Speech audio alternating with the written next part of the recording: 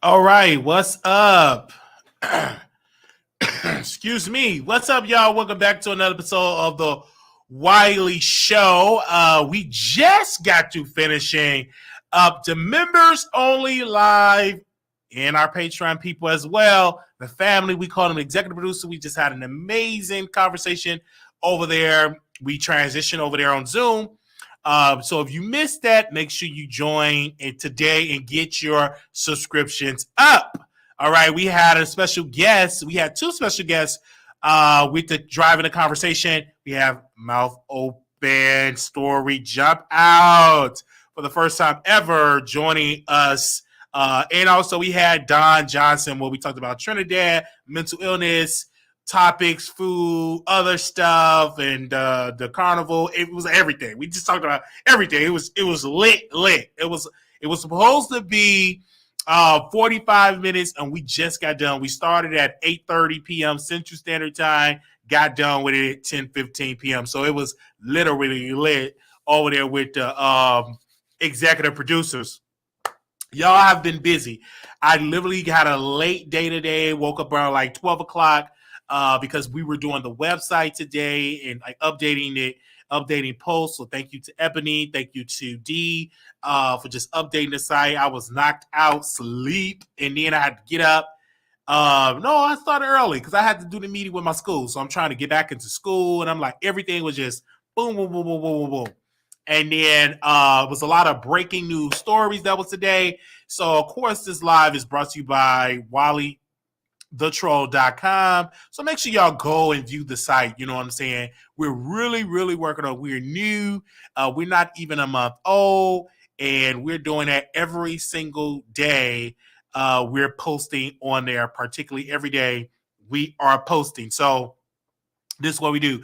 If you want to be a part of this movement and contribute to the platform, all you have to do is cash up us if you want to contribute. $ Marquise Wiley 28. Our PayPal, its information is in the chat. And then also we have Zelle. You can send it to via Zelle, WileyShow@gmail.com. Send it through there. I'm just excited, man. I'm just so excited to be busy, put in work. And I'm just really excited, man.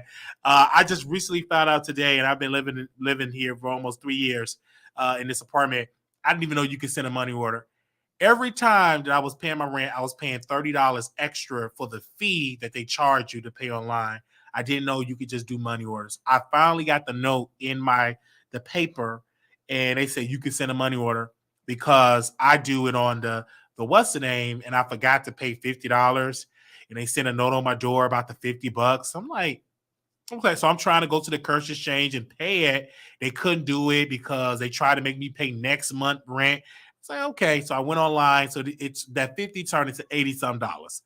And then I looked at the piece of paper and it said you could pay by money order. So I said, that's exactly what I'm doing. I'm going to go pay by money order from that on, then to pay a $30 fee because if I can go back, it's 12 months in a year, $30 a month to a fee to pay online. And that is about, I'm not a mathematician here, but that's $30 a month, 12 months in a year. Y'all do the math. So that's in times 3 years. That's a lot of money that could have went just to any day. So I probably got to start reading stuff like that. And I'm paying online, like paying with my debit card online and stuff like that always. And they charge a fee. I don't understand it with the fee. So that was going on. So I had the note on my door. My alarm system went off because they was at my door. We don't play that. So I'm like, what the world, $50? Like, because sometimes I do auto pay, but that's just for the base rent. In Texas, they have your base rent, then they have the bills like the water and trash. And sometimes the water fluctuate, every month. So I forgot all about it. And so I had to go on and pay that. I jetted in that car, didn't even have to go there. But I'm super excited I was able to meet the sister there. She was able to help. She couldn't help me because they tried to make me pay next month rent. But anyway, went there because I'm working at a job now. They only pay you by paper check. And I forgot that I had a paper check. So I got to go all the way to the job and get a paper check because they don't believe in direct deposit. Great company, by the way. The most money I've ever made. I think this is $1 more than the one I made the past place, the most I've ever made. They just don't believe in direct deposit. So I have to drive 25, 30 minutes to go to the job to get my paper check and then deposit it or either cash the check. So I'm just handling business. And then also while I'm doing that, I'm on the phone talking to Dee, to Ebony, and updating the site. It's breaking news always. So that's why I'm going back to work. Because like right now, I got to get some t-shirts, but I can't pay that until I get paid. Because so I do that to get some t-shirts that somebody made for me. They made a lot of shirts for me that I'm going to pay to get so I can have a stockpile of shirts so I can just start wearing my gear everywhere I go. And do that so I get paid from there to do that. And so it's super excited. Okay. So back to the job, and he said paper checks. What in the stone age is like this? I couldn't believe it. I talked to the lady. I'm like, this is my direct deposit. I go there with my folder, all happy. Yeah, this is my direct. Oh, we don't believe it. We don't have direct deposit. Maybe that will change soon, but we don't do that. We just do paper check. And you can't get your paper check until 2 p.m. So if you go there, you get paid, let's just say Wednesday. If you go there at 10 a.m., they will not give you a check. Company policy, you got to pick your check up 2 p.m. You cannot go before 2. So I'm like, it's a good place to work. It's not that much work. It is super easy, but it's a little bit of inconvenience to drive in your car to go get your paper check. But it's okay. It's okay. I ain't gonna complain because I'm like, my account's is like, what the world? I gotta go pick up the paper check, and that's not even a full check. That's just one day, because the full check ain't coming later this month. Anyway, but I thank God for the producers that are contributing to the platform, and then we're also going to meet the producers. We're going to meet y'all and having a good time meeting y'all this Saturday at the gun range because I'm thinking about it. I'm not 100% sure if I want to be a gun owner. But we will let y'all know how that go on Saturday. So I will document it, and I want y'all to come who people are supporting and having a good time. Now, nobody, unless Monica from All About the Tea, I didn't know how difficult it is operating a website. So I get on the site.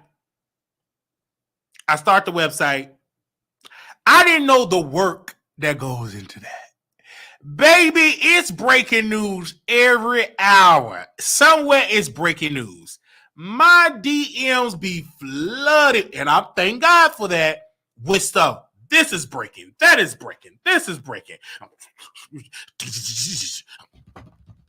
I'm just typing.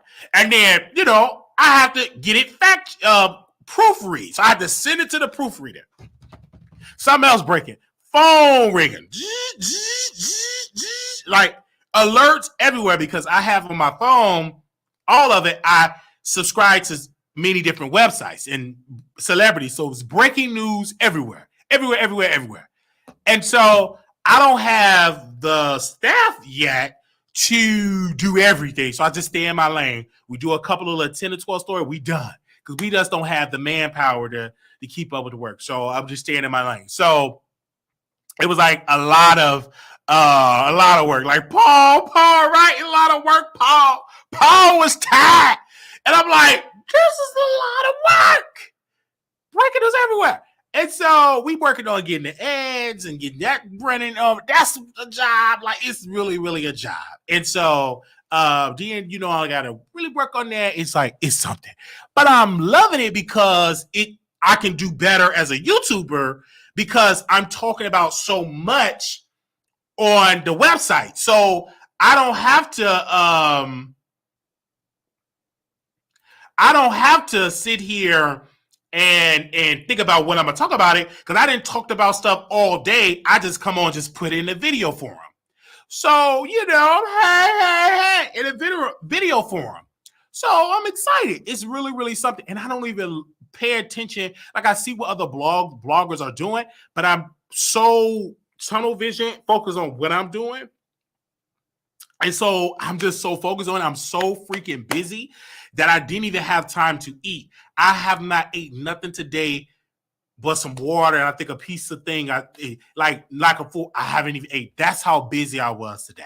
So I got to work on doing a lunch break, clocking out, doing lunch.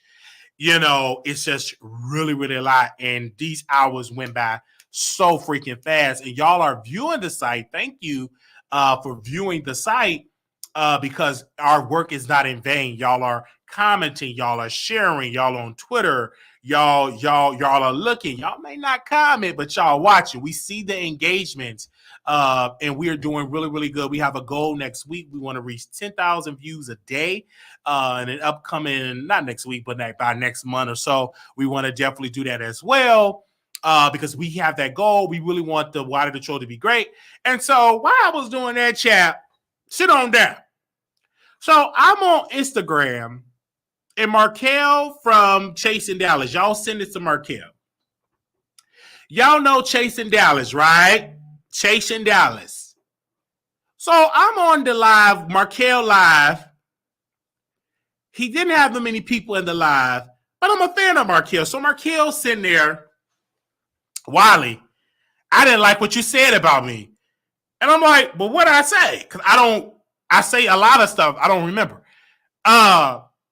You said that you like Reese G as the producer. It was more messy and it had more views last season than this season. Like, okay. And so we talked. I joined the live. And and I said, I was talking about what I said. I said, this is what I said. Yeah, Wiley, what you got going on? I said, well, I want to make Kesey he's the face of Dallas, the face of the franchise for Chasing Dallas. Why Kesey? Why not Trey Howard? Why not King Dior? Now, this is the producer, by the way. And I'm like, because it's my show. I can pick the face because it's on my website. Wiley the Troll. I picked Kesey.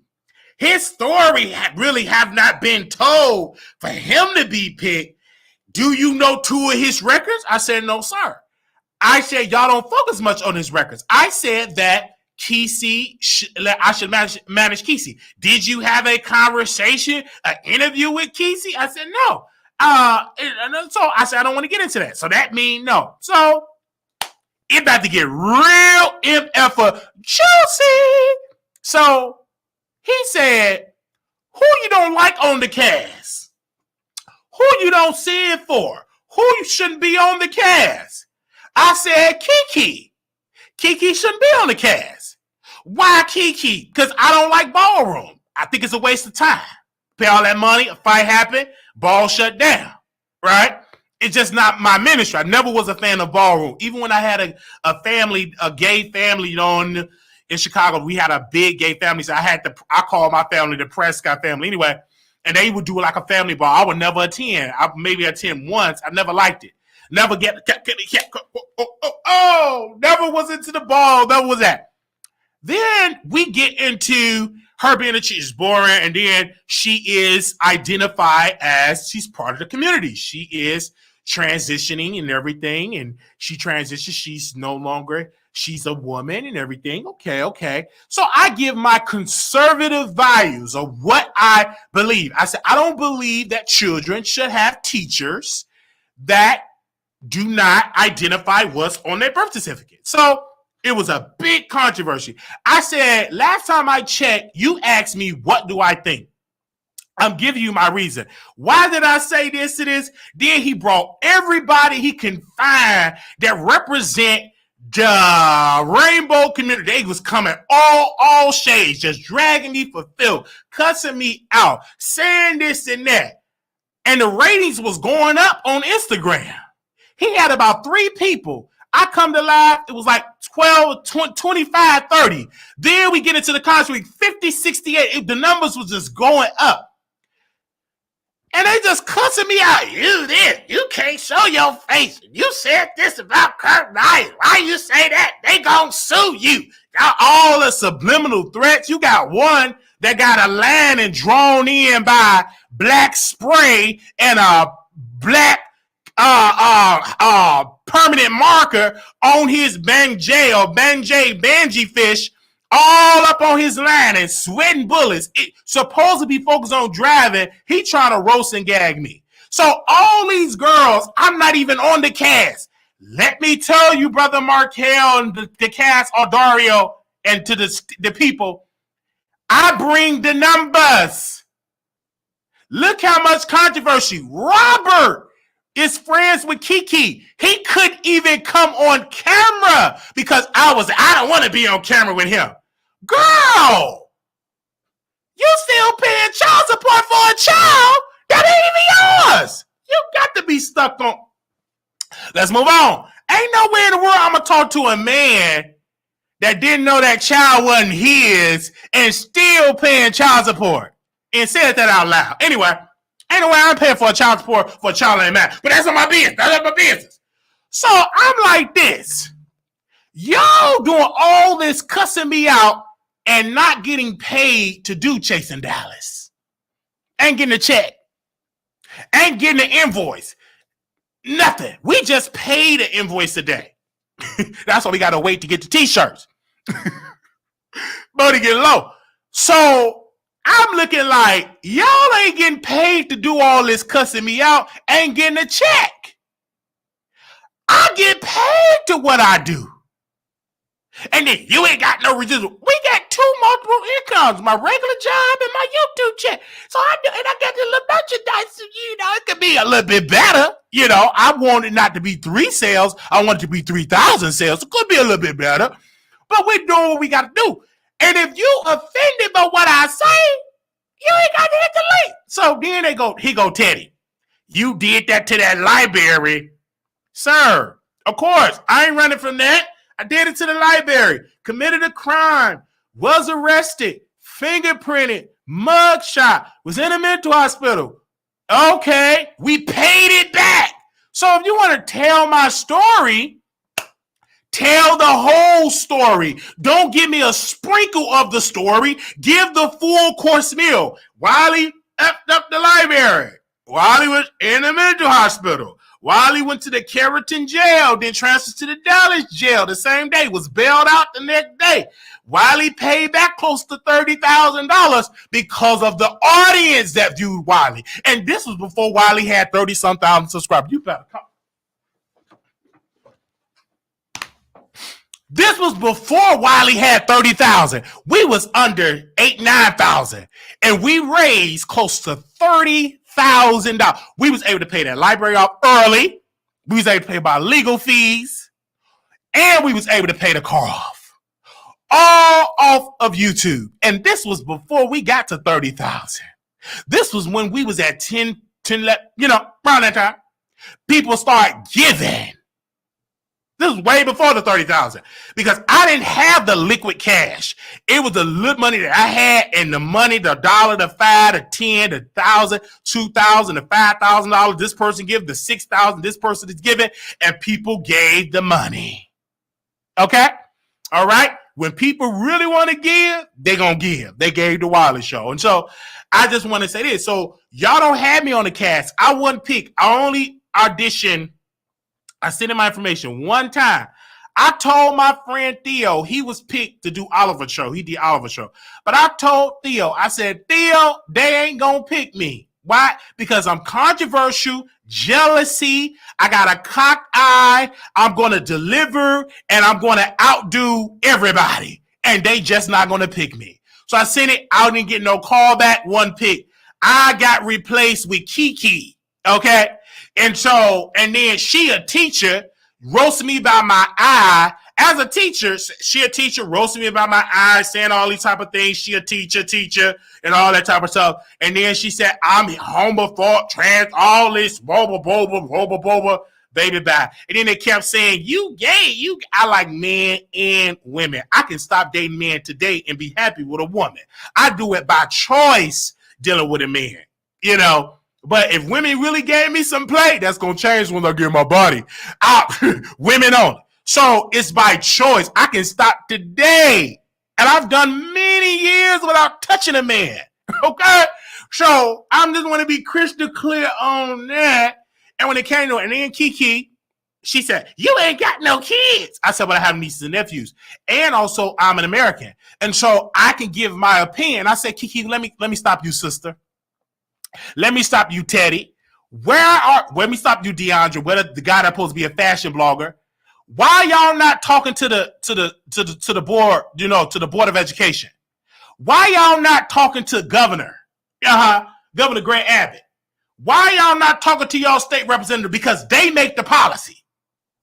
Arguing with me, cussing me out, threatening me ain't gonna change the fact of the policies that they have in place saying that when you transition, you cannot work in this school district. Have that energy going to your local school board instead of dragging me on IG, because that ain't gonna change the condition of women that are the new women or are not the cisgender women and you want to teach. So take that up to the fashion blogger Sean. So you supposed to be this fashion blogger, ain't showing yourself on camera, just doing all the dragging. We brought more attention to chasing dollars than anybody. So you can be mad and tough, and Robert, you can be tough and mad at me at all times, but it is my job, it is my duty to deliver the tea. And then I told Robert, you said that about Kurt Myers. You don't know who told me that about Kurt Myers. Multiple sources told me some things about Kurt Myers, right? We posted it. It's my job to post the tea. Now, we removed it off of his page because one of the members of About in Prosperity said, can you remove off his page because of the respect of his family? We did that. I'm not removing it off my site because I said, unless I see an autopsy report to come back, to reflect that I was completely wrong, and I remove it. To the end, it's stand up. Because I didn't do nothing wrong with posting the tea or what was going on. And the people that gave me the tea was working with him. So you would gag at who sent it to me and reposted it. All right? So then Teddy was like, they gonna sue you. Let them sue me. We get in front of the courthouse, serve me. They got sue me. Is I'm gonna be scared? Like, that don't scare me. Like, I'll handle the court proceeding. I get my good attorney that will look over to it. Mr. Ponder and everything like that. And to look over the legal documents, tell me which documents to challenge and respond like he did with LaFontre, and we'll move on. But you can't stop me from doing commentary at all, because when Kurt Myers was alive, we were still critical of Kurt Myers, him not hiring LGBT artists. So I'm the same Wiley. I ain't gonna change. Or I can get Miss Olga or whoever. So just threatening me with lawsuits and all that type of stuff. And then we had to do 3 police reports. And these people, they post everything on Facebook. If you send a post, tag me with threatening messages, it goes right to the police station. And I just want the paperwork. And I told the detective, I said, I want the paperwork. So just in case somebody want to try something, and if I want to eliminate the threat, I want a track record of me cooperating with the authorities. So just in case I got to get in with the get in, okay, I want to make sure that this brother made sure he had all his I's dotted, his T's crossed. I want everything to be prepared for and stuff like that, because I don't play, okay? I don't play at all. I do my job, and I do it well. Because y'all sat there, Markel, he had to send in enforcements to get me together, and they still could do it. He had to end the live and redo it again to clap back at Wiley. And majority of the conversation, Wiley. And y'all not even getting paid to do that show. Every time I open my mouth on YouTube, I get a cash app. So send me a cash app so this can be true. And advertiser dollars. Y'all don't get paid. The people that's eating over there is Adario and Markel. Y'all that sitting over there sweating on that plantation ain't getting a dime. Only thing y'all got is clout. That don't mean nothing. And Kiki, you're great because you work a real job. You have a career as a teacher. But some of your cast members, they're going through financially. So you good. But the rest of them going through financially because they ain't getting paid. I talked to some of them. I could blast them. But I ain't going to do that because I could. But I ain't going to do that because this is in private. You know what I'm saying? But I could. So I'm just saying all of this type of stuff. I'm like, look at this. I'm getting dragged for filth on this Instagram Live. I'm doing it with a smile. This is good attention because my followers went up. People visiting the site. We posting stuff about it on the site. I've kind of pulled back talking about it on YouTube because most of my audience, they don't like the show. They're not into chasing. It's a small minority into the show because it's not based with straight people. And that's why I said Kiki should be replaced with a biological black woman. I said that right then and there. Thank you, Nate. I said that right then and there, that Kiki should be replaced with a biological black woman. Oh, what you mean? It's black women. Now, here you are a teacher. Now, when you're a teacher, you're supposed to be certified as a teacher. You're supposed to be educated as a teacher, and you're supposed to do your research. So you understand that I am bipolar, and I've been this way for a long time, and you shouldn't even waste your time trying to educate me and school me, because I'm still going to say, I don't agree with what you're doing. I don't agree with the lifestyle. Oh, you don't agree with the lifestyle? You don't agree with the lifestyle? It's my opinion, and I ain't changing. Not right now. Until it's just the dialogue. And I told Markel, I said, Markel, can you save the live? He ain't saved it. I think we recorded the first live. I tried to record the second one. It didn't work out right. Then they was talking about, forget the call, get the cash. Then Trey Sorrell was in the chat. Robert said, I don't like Trey Sorrell. We give our commentary. We are the new media. This is what we do. And I said this to Markel. I said, listen, sir. If you can't handle Wiley, you can't handle mainstream. You can't handle the Wendy Williams when she was out. If you can't handle me, I'm giving you the preview of what's to come if you make it on the mainstream. And I said something to Sean. I said, y'all sit here and drag people all over, but y'all can't handle Brother Wiley. Is it because my teeth is yellow? Is it because I got a messed up leg? Is it because I'm obese? Is it because I'm bipolar? Is it because my eye is caught? Because y'all sit on these YouTube streets and drag people for free. And Wiley is doing what y'all doing. Only difference is we get a check for what y'all do for free. I'm going to be real with y'all. So y'all do it for free. I get paid. And Sean, you ain't got no residuals. That's a lie. You lying, sir. Won't you worry about wearing Balenciaga and some fashion? Why you didn't put Armon Wiggins on your fashion blog to get into them looks? You didn't do none of that. You're worried about what Wiley got to say. Because after you get through talking, I'm going to write my notes. I'm going to use you for some content. I'm going to use you for some content. After you get through dragging me for filth, I'm going to drag you, Kiki, and all that. And see, this is why, of course you shouldn't put no school on there. You don't have permission from the school district to record yourself at school. You can't do that. That's a violation of your contract with the school district. You can't bring no cameras around the kids without the permission of the principal and the superintendent. So of course you cannot do that. Because if we would, and then this was Kiki said, see, if I would have did that, Wiley would have been calling the school district. No, honey, other folks would have been doing that. I don't care too much about you to do that, but you cannot record my child and put them on a show with people with wigs, with deep voices. I ain't know. Absolutely not. My child, your job is to teach my child not to bring no cameras. That is illegal to do. So no, you can't do that. You can't bring no cameras in no classroom and put them on YouTube. Parents will be highly upset to see that.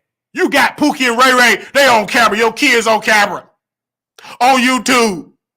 And you got the teacher that voguing. Clack, clack, clack, clack, pow, hoo, how, She in that voguing. In that chatting voguing. Your children in there. You're supposed to be teaching them the ABCs and they 1, 2, 3s, and you in there dancing, kicking your legs up in the air. So parents would not like that. Most, not at all. So what Wiley was saying, it ain't too uncommon because it's policy.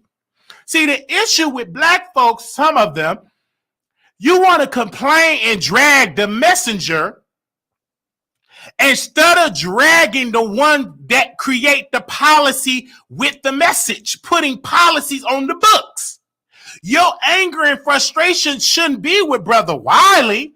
It should be with your state representative, your city council people, your school board members.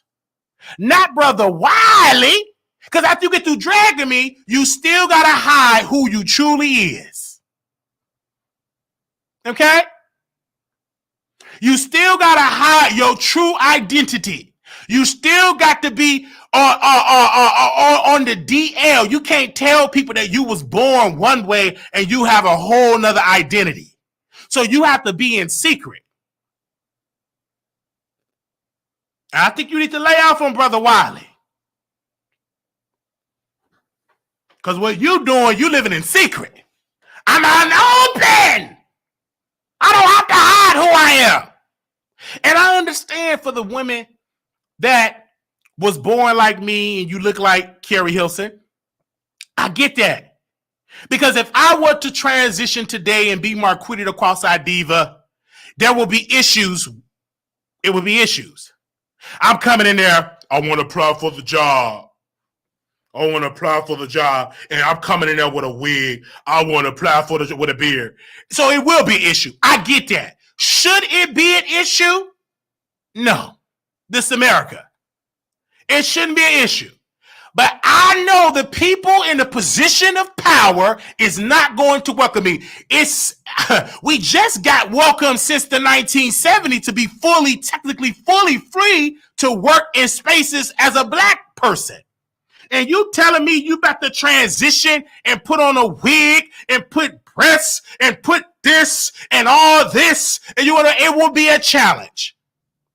It will be a challenge. And once my T get clocked and I get exposed that I was a he instead of a she, I probably will have to be like T.S. Madison back in the day selling this coochie.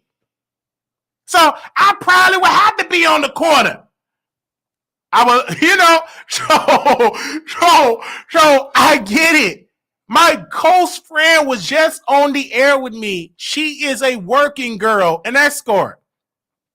Beautiful outfit. She was definitely beautiful as a boy. She's beautiful as a girl.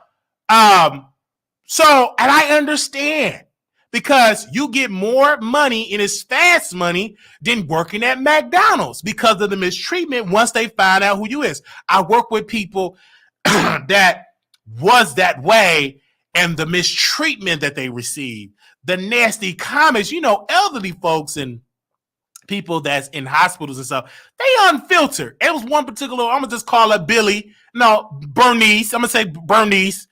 Your name is Billy. I don't want that it was rough that she went through. It was really, I never judged her because as long as you're good, I'm good, clean, right?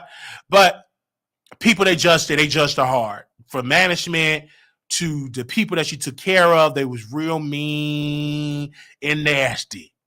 It was one lady, she had dementia. God dang Adam and Eve, not Adam and Steve. So she would just look at him. Okay. It's really rough. But at the end of the day, I understand as I speak to it, the mistreatment that they get from society. I get it and I understand. And I get that. And so my comments is coming from a place of how I was raised and just my thought process. In some areas, I'm very conservative. Now, when you say that, people think you automatically a Republican. That's not always the case because African Americans are Democrats, majority of them. Look at the statistics. But when you ask them questions about the L, all the rest of the letters, they are very conservative. Even though they vote overwhelmingly Democrat. But when you say, if your daughter want to be a boy, how would you feel? Watch the reaction.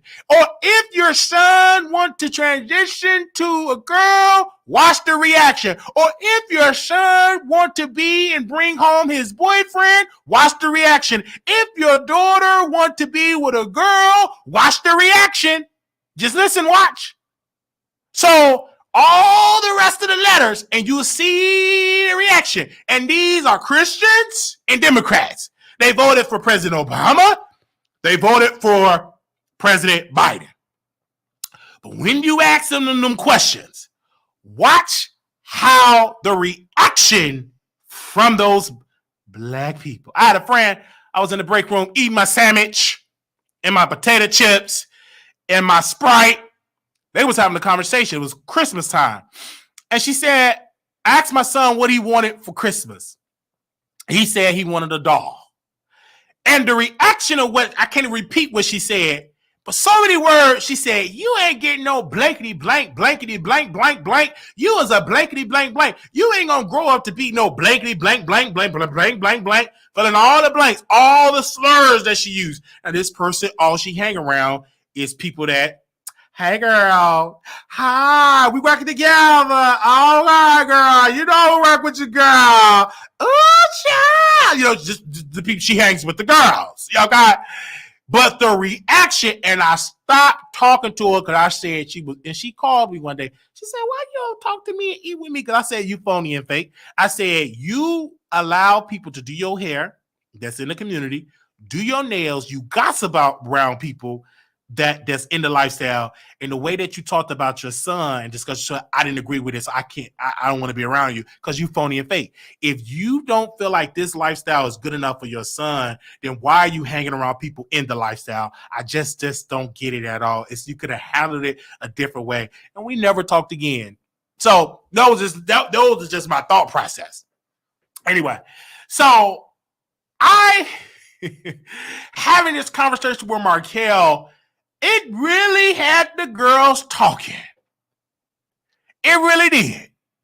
They was talking and they was upset. They was mad. One person said, "You not allowed to go to Marty's."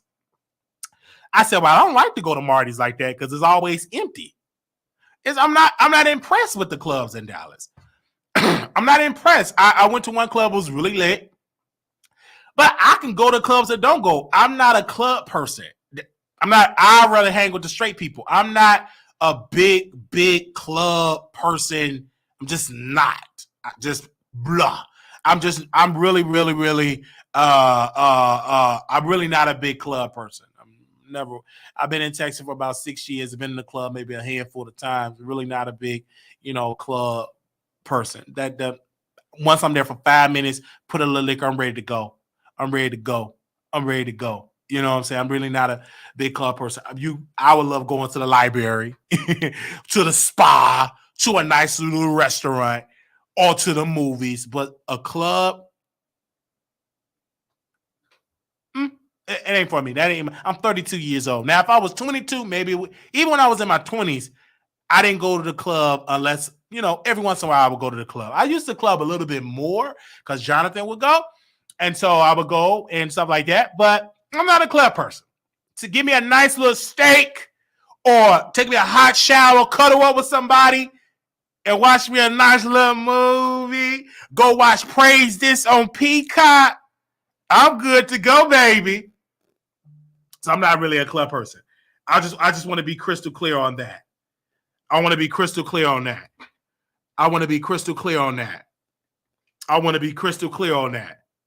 I'm not a big club person. I'm going to say it again. I'm not a big club person at all when it comes to stuff like that. I'm really not a big club person. But I will tell you this. I am the type of brother that's going to keep my situation on point. I'm going to be here. I'm going to deliver. I'm going to talk about people. People are going to talk about me. And commentary wise, I leave it on deliver on my platform. That's it. I feel like people need to understand that Wiley is a commentator, and you have to understand and handle Wiley as a commentator. And if you don't like it, you don't have to listen to me. But the reason why they listen to me is because I come with a platform, and it's a massive growing platform, and I understand my skill set, and I know that I do deliver. And we already delivering very well, and people are already upset at Brother Wiley. I understand people want to hurt me and record it. One person said he's going to record hurting me and all that type of stuff. That's what he said. He said, if you go to the club, I want to record you. That's what he said. We sent it to the popos and everything like that. And so we record everything because they tell Facebook everything. So and I got like a stack of reports. I don't play no games at all. But I just had to say that. So we about to get into these other topics. I had to open up with this because it was what I did today. Okay? But it ain't do nothing. We praying, and now we about to go and be packing. Oh, what? That. Oh, man.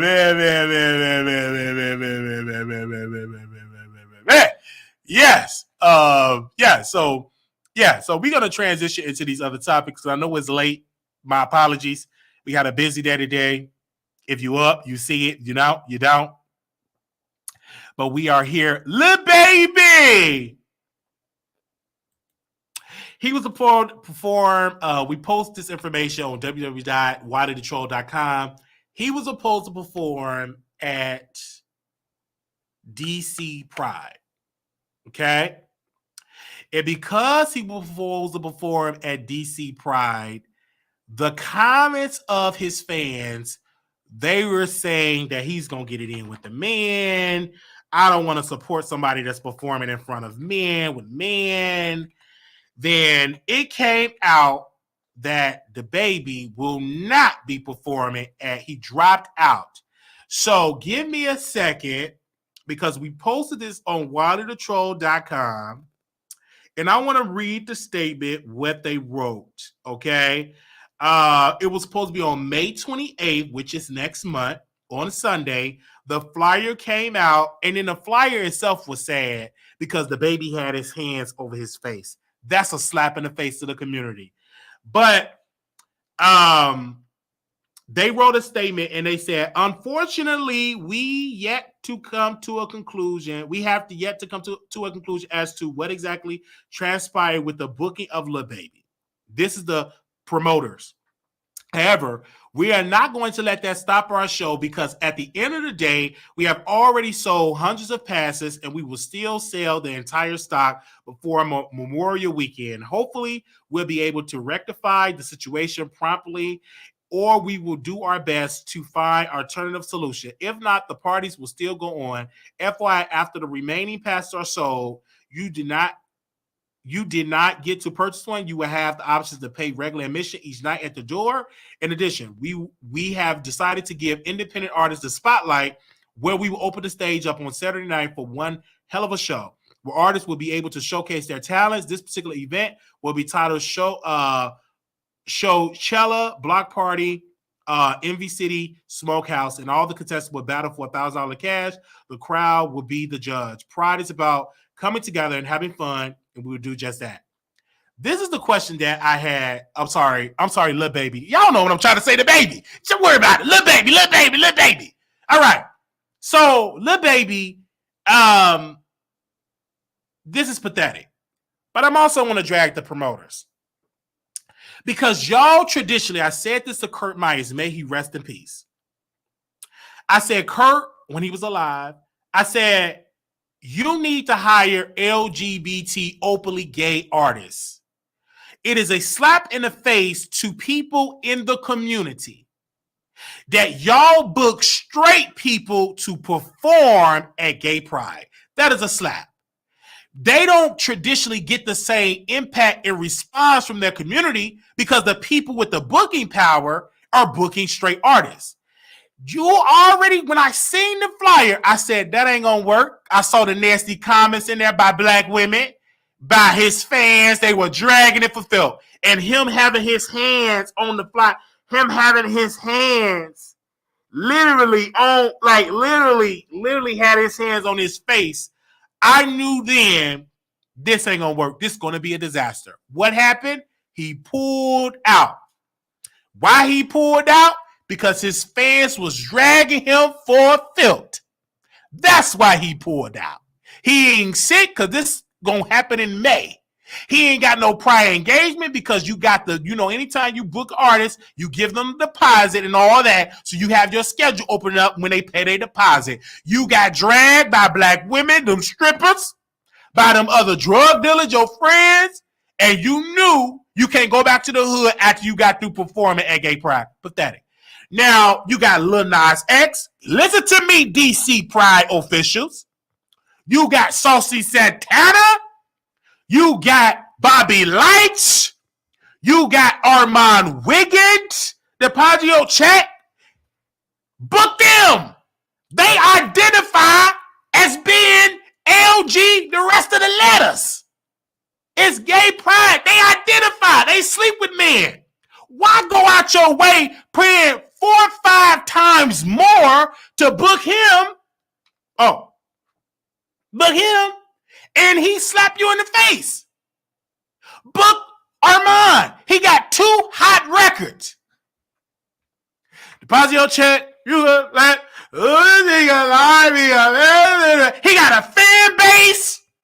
Book Saucy Santana. Let me see you. Whoa. Let me see you. You got Bobby Lights. And you got Lil Nas X. Let him be the headliner. I'm giving you multiple acts that you can book. Okay? Word on the street, the promoters use the flyer to get buzz. Okay. So I just don't like that. So is what I'm saying. So if this is true that y'all actually book Lil Baby, then y'all wasted y'all time. Y'all could have get Big Frida. It's so many of us that you could book. And let me be the host. I got to put my name up in there, baby. Let me be the host. Let Lil Nas X headline it, and I'm giving you multiple acts. The budget that you're going to pay Lil Baby, you can take home a nice profit because they don't cost that much. Lil Nas X might be pricey, but everybody else, you can make a coin. And I said that to Kurt Myers when he was, alive. And I get summoned to a meeting because they don't like comment. They don't like people to say, something. Kurt had his staff member, PJ Morton, I believe that was his name. PJ Morton, not the singer, not the famous singer. This bird name is PJ Morton.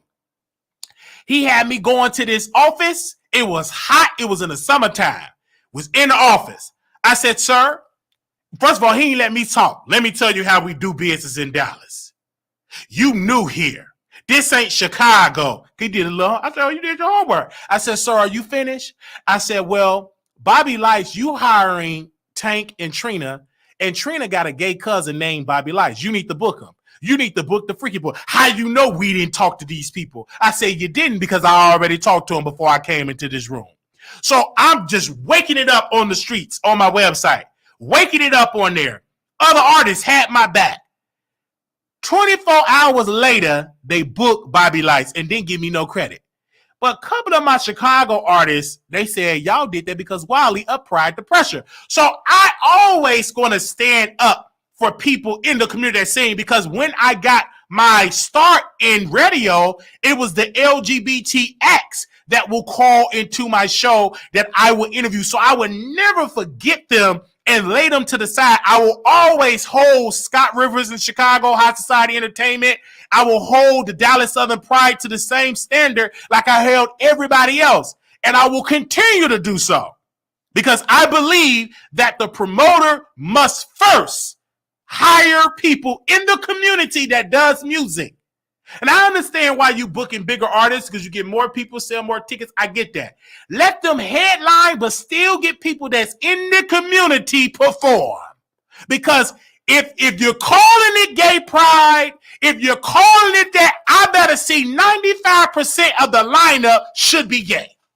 I bet not see no tank when we show his body. He's good looking. I don't want to see no Trina. She don't identify as that. I don't want to see no Lil' Kim. I don't want to see no Brandy. I don't want to see no Monica. They good to headline if you want to do that to get people in the door. But make sure before they get up and sing The Boy Is Mine that 95 of the lineup is, how you doing? That's what I believe. And I've said it to people. Every Pride, I get emails, and they say, Wiley, they ain't booking it. You need to say something. I said, I can take it. Because I know the rest of the people, they can't say, don't want to mess up their bag or whatever, relation. And I was telling some, I reached out to artists. I said this. I said, you keeping quiet. Yeah, I don't want to mess up. I said, did they book you last year? No. Did they book you the year before? No. And they probably not going to book you next year. So you need to say something and join the movement and telling these promoters that they must book you. They sleep with you, correct? Yeah, they always want to sleep with me. But then you need to stop giving them that booty and tell them, listen, you ain't getting these cheeks until you book me on the Gay Pride. You ain't getting these cheeks until you book me. I said, if you're good enough to sleep in that bedroom, if you're good enough to give them that peen, then you should be good enough to perform on that stage. I ain't gonna tell you the promoter that slept with this artist. I keep that on the down low because he's still out there performing. So I keep it real because they know how to find Brother Wiley when they need somebody to be out there advocating for them. Shout out to the Freaky Voice. I advocated for them to perform in Dallas because I said they was the first ones to do it. So give them an opportunity. Amen. So I did that and I said it from my heart. And I said this when Kurt was alive. And that's how our relationship flourished because he said something when I went to About in Prosperity to get my test and I got on my prep. He pulled me to the side. He said, Wiley, though I don't agree with half the stuff you say, I love the fact that you feel that you have to stand up for those people. I love that. I love that. Well, what I prefer, this is what Kurt told me, I prefer that you please contact me first before you blast me on the internet. I said, sir, I cannot make that promise because I've reached out to you multiple times. You remember? I showed him the DM. Oh, yeah, man, I remember. I've been so busy. I said, so I reached out to you in the DM. I didn't get a response. So my job is to agitate. Because if I feel like you're mistreating the community by not booking them, I will say something. We hugged, we embraced, and I've been a patient over there for a long time. I ain't gonna do that no more because I've been dragging the CEO and he passed. So I ain't going back over there and get there. They might put something in me. I ain't going back over there again. But I keep it real. And then he was telling me how his boyfriend is bipolar. And then, Kurt would send me emails about me taking my medicine, encourage me to stay on my meds, how I'm doing health-wise. He encouraged me to get on prep, and I love that. I will miss Kurt Myers. I really, really miss Kurt Myers, the CEO, the founder of About in Prosperity. Thank you to the Twink guy. You know what I'm saying? Even though he had some allegations and he had to change his name because he had the R-word allegations. But I thank that brother because I was going through and I called him and I was able to get some assistance and the Twink guy was able to help me. So I want to thank that brother and thank him for his services. And I want to say thank you to Kurt Myers' family. And I'm praying for the Myers family, praying for them all, that God, heal them and they heal their broken heart because they did lose a brother, an uncle, a son. They did lose somebody. So I am praying. And he just did a park dedicated to his mother that passed away maybe a year or two ago. And he died. Me personally, I am praying. I'm not cold-hearted, but I still got a job to do. Amen. So back to the debate. Now, what I'm going to do, I'm going to continue. I'm going to call some people that I know in the industry. I'm going to see, did he actually agree to do DC Pride? Okay. Because I'm hearing rumors that he was never booked. They just put his name on a flyer to sell tickets. And I'm going to, before I go off on the DC Pride promoters, I'm going to get some confirmations from Lil Baby I'm sorry, to see did he actually have a contract that he was contractually supposed to be on the DC lineup. I'm going to see before I go off, okay? All right? So I'm going to double check, and I'm going to be calling, going to be emailing to see was he booked for DC prior, or did them promoters put him on a fly with his hands covered in his face, and that possibly could be it. Because let me show y'all the fly. Give me a second. That possibly could be it. Give me a second. Let me see if I can find it.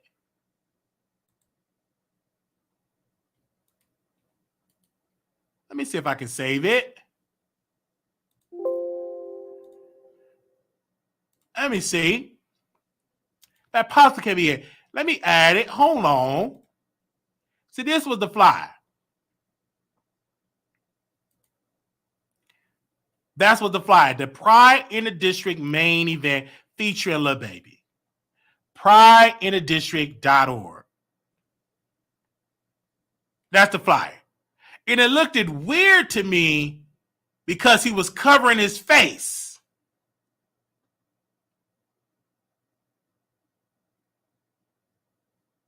So I don't know if he was actually that way. And then what's the T saying is not even technically a DC Pride promoter. The promoter is an ATL promoter. What's the T? Can you send me his picture and his information? Because I want to call that brother. Let me drop what's the T? Because you dropping some T. Okay, because I don't know. Give me a second. I dropped the link because you said that's a Atlanta promoter. And email me his information because I want to call that man. Do you have his number? What's the T? Do you have his number? Send me his information right now. Do you even got his Instagram? The promoter that put this flyer out. Do you have his number? So that was the fly.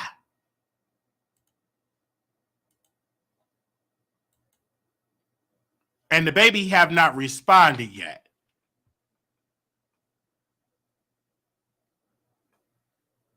Let me double check. I mean, Lil Baby. Y'all know, Lil Baby. Lil Baby haven't responded yet.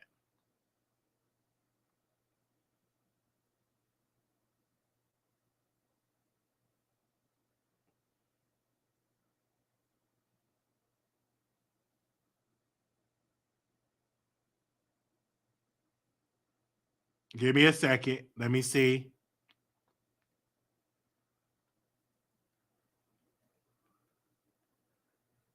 Give me a second.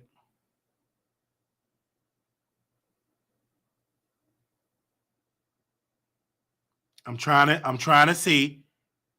Did he post something? Did Lil Baby post? I don't even know his IG. Hold on, let me just type in. Okay, I see his IG. I thought he blocked me. He haven't posted anything.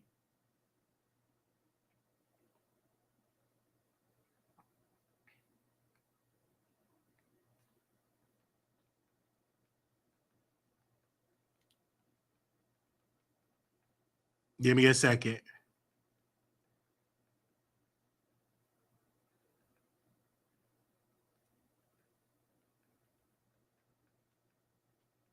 I'm going to just see.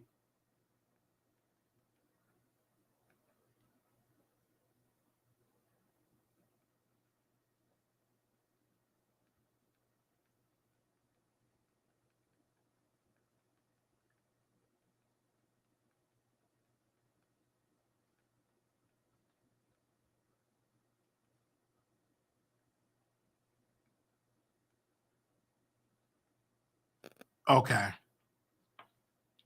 I just emailed him. So this guy, so I'm talking about, okay, yeah. So I'm just having to understand DC Pride. What is Pride? Y'all can stick with me. Okay.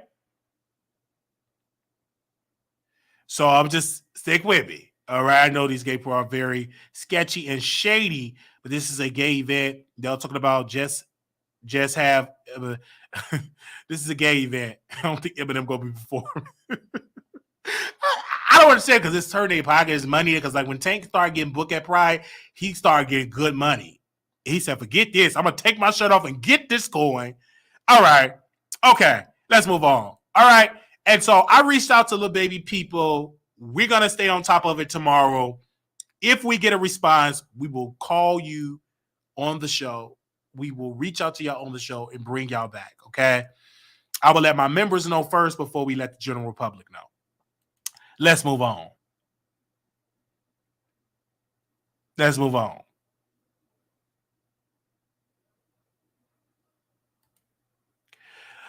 Monique. Nikki Parker. My favorite comedian to ever do it, other than, Rick Fox. He's one of my favorite comedians. Richard Pryor. Bernie Mac is the GOAT, right? But for females, I give it to Monique.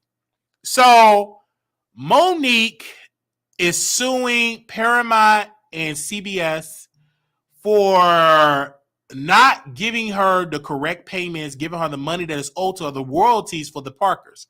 Because the Parkers are on streaming services like Netflix and others, she's not getting the proper payment for those royalties.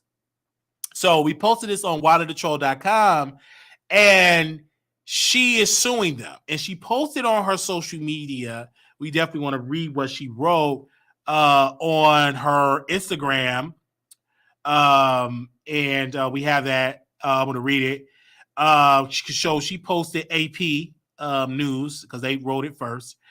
And she said, today we filed a lawsuit to make sure that we are fairly paid money that we are owed for the Parkers. Actors rely on the good faith of Hollywood companies to honor their profit participation agreements. The Parkers was a huge success and continues to be a source of revenue through syndication and streaming channels. To further make my point, the executive producers of the Parkers took legal action for the same concerns, and I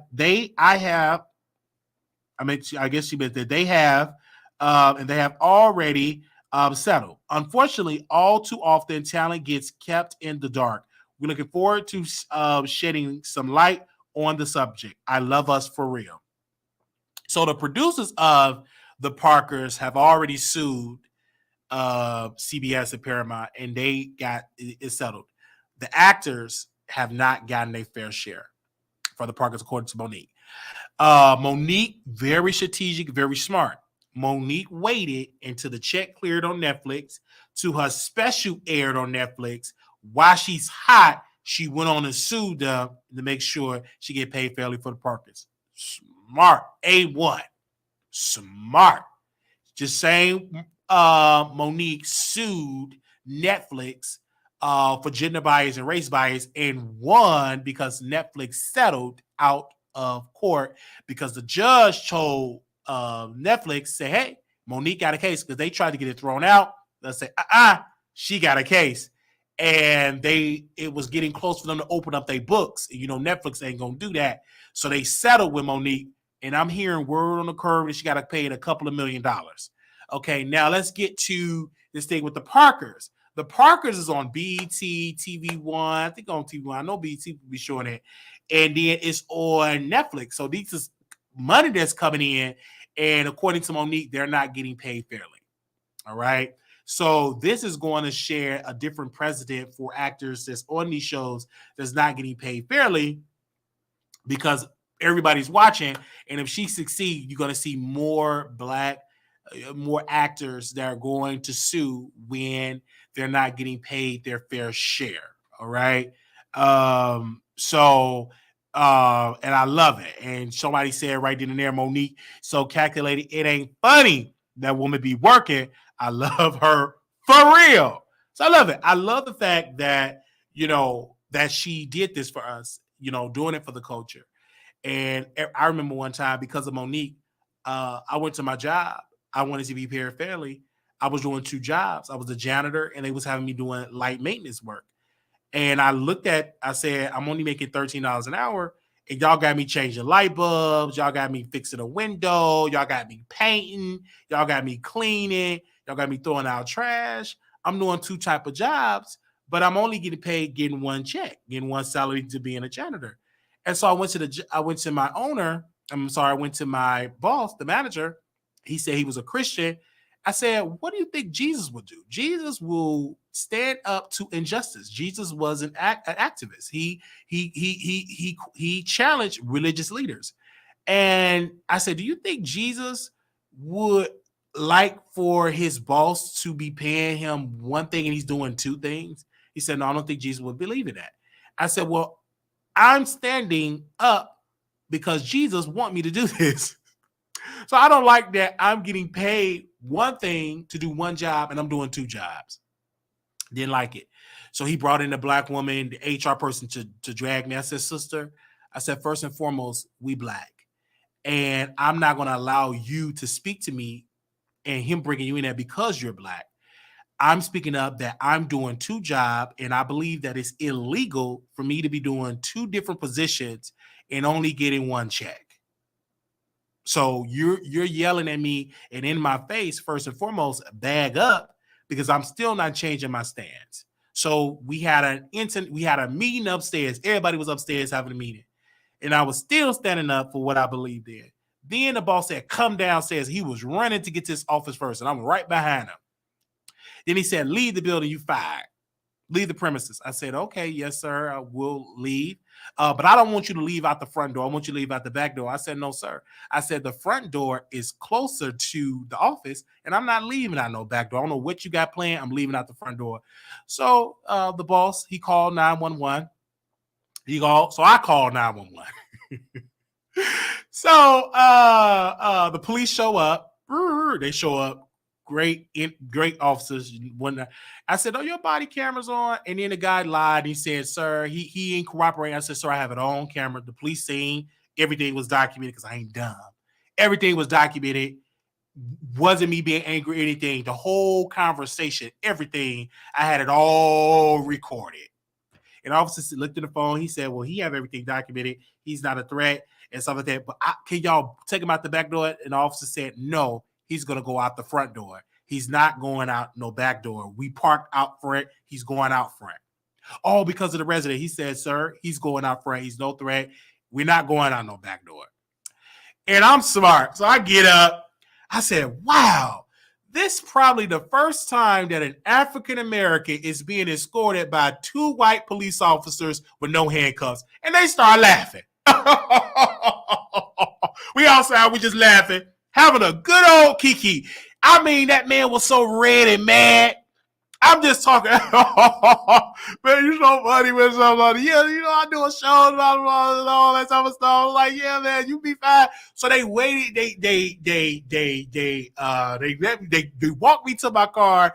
We was out there for a good 15 to 20 minutes.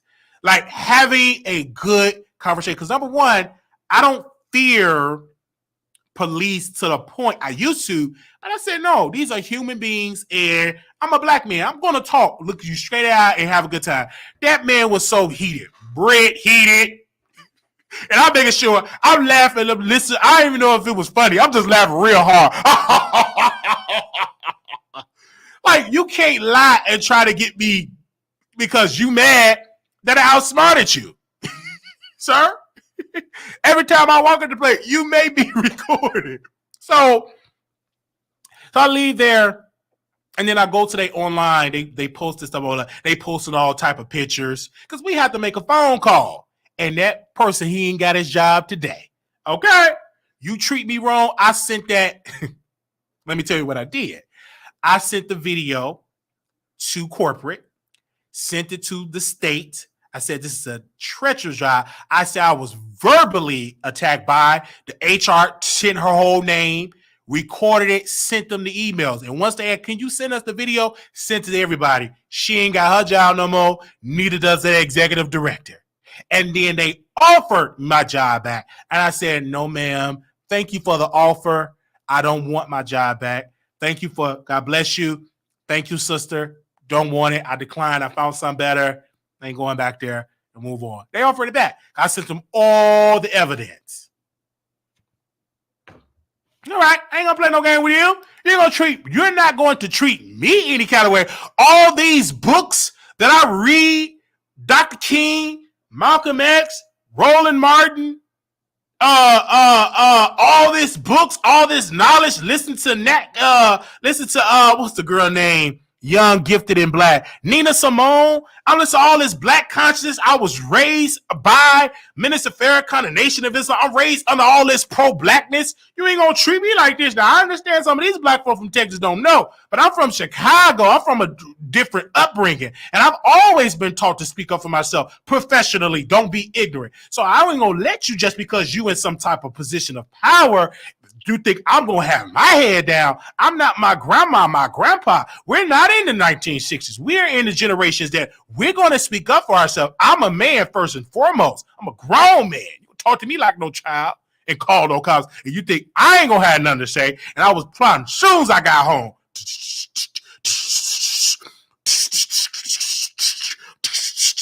I was sending good old emails. Okay? So this is what I do. I don't play that. So I learned that from Monique, because she was at the heat of calling for the Netflix boycott, talking about Tyler Perry, talking about injustice. That wear tearing me on my heart. So I said I was being treated unfairly. So I fought for myself, and I fought for the coworkers that was there, and they were shocked. They couldn't believe, like, who is this nigga? Who is he? And then they start complaining. They start complaining about how they being treated unfairly. And so you say you have to stand up for yourself. Okay? You have to stand up for yourself. I'm the type of person that I was in unions. And one thing about a union, they give employees a voice to complain. They give the employees a check. It's like a checkbox. Like we will put them in check if need be. You just can't just fire a person that's on the union. It's a procedure that you have to follow. So I'm coming from that, and I understand Texas. And people say, "Oh, they don't believe in that." I said, "But the police got a union." What? I said, "Yes." Dallas Police Department, Frisco, all the police that is here, they have a union. Why do you think that is? Because they know they're going to need some protection. So y'all listen to all this stuff that y'all been living for years and decades and learn and get with the program and start speaking up about yourself. The reason why Texas is such a place that is employer friendly is because the regular employees, y'all ain't complaining enough. Y'all not running for office enough. Y'all not voting these wicked people out of office. And until y'all wake up, we are the majority. Y'all start waking up, then Texas will be a better place for employees. It is wrong the way how they treat employees. It is wrong how they treat them, that they're not able to get workers' compensation and all of these types of stuff. It is wrong. Okay? All right. It is wrong that they could just fire you for no reason. That should be illegal. And it will be illegal if Brother Wiley be in the governor's mansion and Brother Wiley supporters running for District 7, District 8, District 9. And I bring in a coalition of like-minded people that are thinking for the working class and the middle class and those that are homeless, and making policies in place to help those people. Understand what I said? Bringing in a coalition of like-minded people that they live and breathe how to make this state greater for the working class, and for those that are not working, also for the elderly. So you understand what I'm saying? So I just have to keep it real. And so when I moved here to Texas, my drive for politics, my hunger, it increased. It increased because there was some injustices right here in the great old state of Texas. And so when I have conversations with people, Republicans, Mr. This one, Mr. Bob, I was in his home. He's a stump down Republican, NRA, got rifles, and a stump down Republican. He was shocked of my standard of what I believe in. I said, "Sir," I said, "you are a Republican, correct?" He said, yes, sir, I'm a Republican. You must be a Democrat. I said, first and foremost, I'm a man. You a man. You know what I mean? I said, at the end of the day, if you get sick, he said, I'm listening, and can't work, need a heart, kidney transplant, and everybody on your block lose their job, lose their money, what do you think will happen to this neighborhood?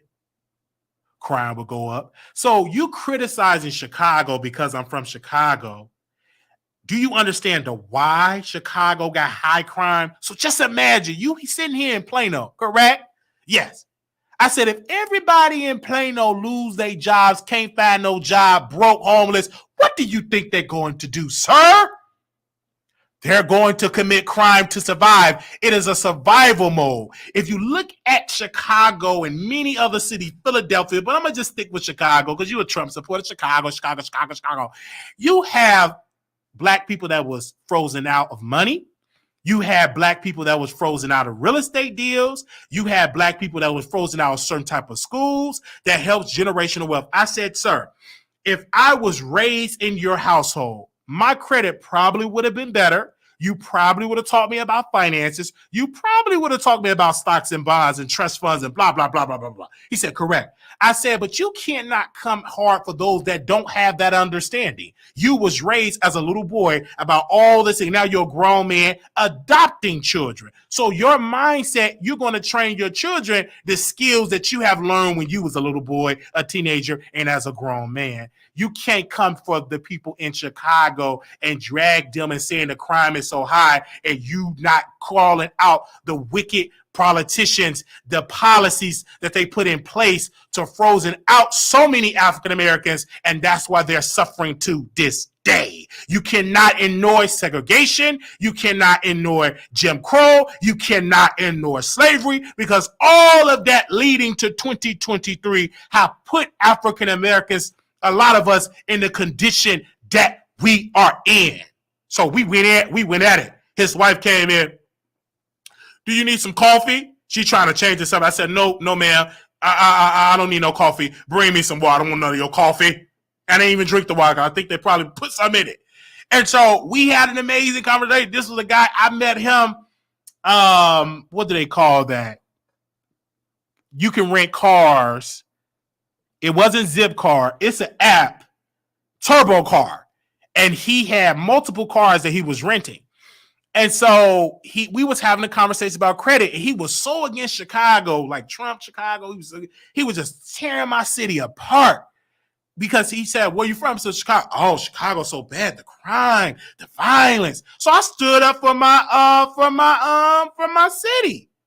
I stood up for my city. Yes, I did. Toro. I'm talking about Toro. I'm sorry, Toro. Toro. You know, I stood up for my city. I had to. I ain't like what he said.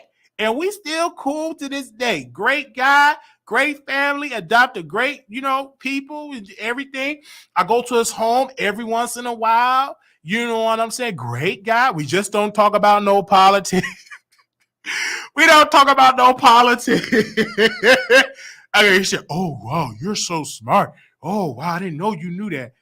I said, let's not go there. Let's not go there. Great guy. He helped me get out the mental hospital. Great guy. Just a great guy, man. Great all the while. Great guy. Great guy. His wife, great guy. Great family, great guy. Just great people. He's just a Republican. And ain't nothing wrong being a Republican.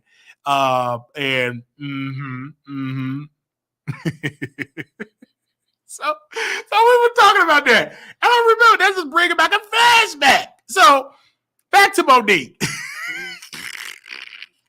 In this lawsuit that she got with that with CBS.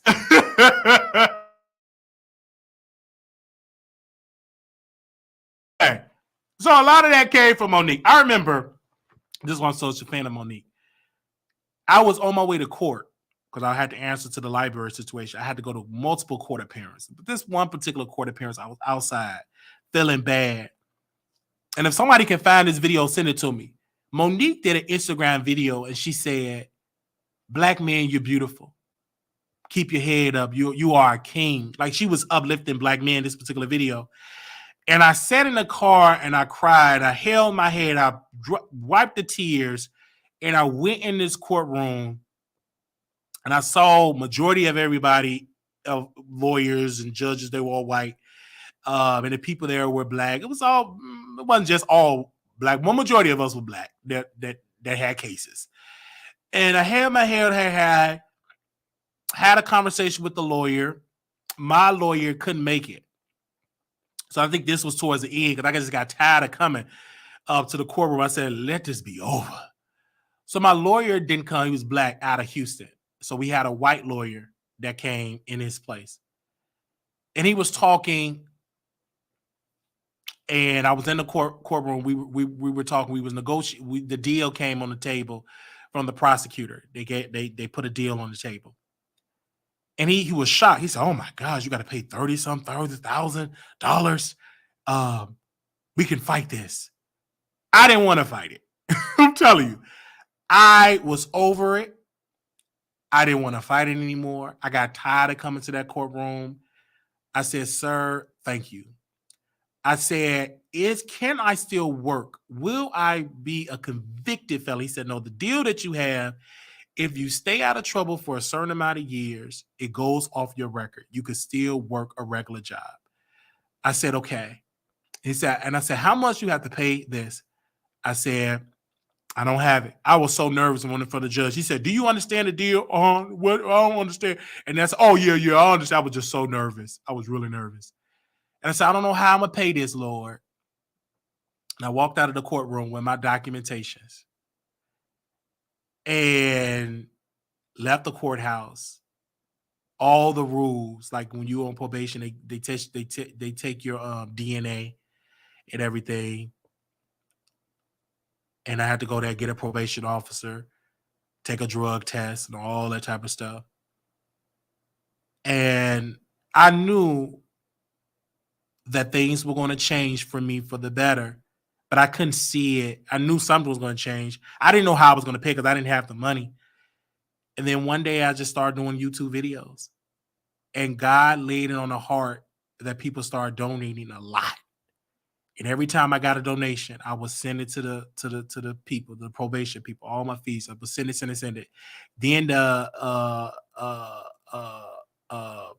then God just truly blessed. Then it was the hours you had to do. Then poof, I did all the hours, community service hours. Then they wanted me to go to Bell. What was the name of that? Bell Counseling Services. Went to Bell Counseling Services. Had to take classes. That was good. And in that process, we talked to Bow Wow on the phone. We met different people on at the place, at the Bell Counseling Service. I met a good woman counseling me, and I was able to cry, talk about my childhood. She was all up in my business. And then one day, I tried to make another payment. I tried to make another payment. And my probation officer got on the phone. He said, "Sir, you paid everything." So I went on Google that you can get off probation early if you don't have any violations. We have no violations. So I Googled a law office, called them. We had the money raised for them to make a motion to get me off of probation. Because when you're on probation, you can't get an apartment. Like, it's hard to get an apartment. Like, it's really, really hard. So call the lawyer, and the judge's like, "We can take your case. We can file this motion. You have to go to the courtroom." And I'm getting ready for court. I said, "Oh, Lord, let it go through." Got a phone call from my lawyer. It says, "Marquise, you on your way to court?" I said, "Yeah." He said, "You don't have to come." The judge approved that you can get off probation early. He approved it. He had stamped it. He sent over a letter. It was like a weight off of my chest. And I was able to rent apartments and everything. Everything went good. God truly, truly, truly, truly blessed. And I was excited, and it was great, and it was awesome. And I cried. I was so stressed. And that situation taught me something. People that's incarcerated, people that's on parole, probation. and everybody ain't the same. Some people make a mistake due to mental illness. A lot of people are going through mentally. Some people just just commit crime just to commit crime, but everybody ain't in the same boat. That's why things need to be on a case by case basis. So I just went through that, and Monique was definitely there for me with that video, and it really, really touched me to my core because I saw that video when she was uplifting Black men, and I needed to hear that because I don't hear a lot of people encouraging Black men. I just don't hear it. And so seeing a Black woman encouraging Black men, I said, whatever she go, if I got the money, I'm gonna go. And so after that, I've always been a fan, but I truly fell in love with Monique. I watch her post on Instagram when she cooking. I see when she around her children, when she's working out, when she up early in the morning walking. I watch her all the time. Anything she come up with, I went to go see her twice. Only reason I couldn't see her the third time because I was working when she came to Grand Prairie. I just love this woman so much. And this is real and sincere. And so thank you, Monique. Thank you for keep fighting. Thank you for being an amazing teacher. Thank you, thank you, thank you. Thank you for doing that. And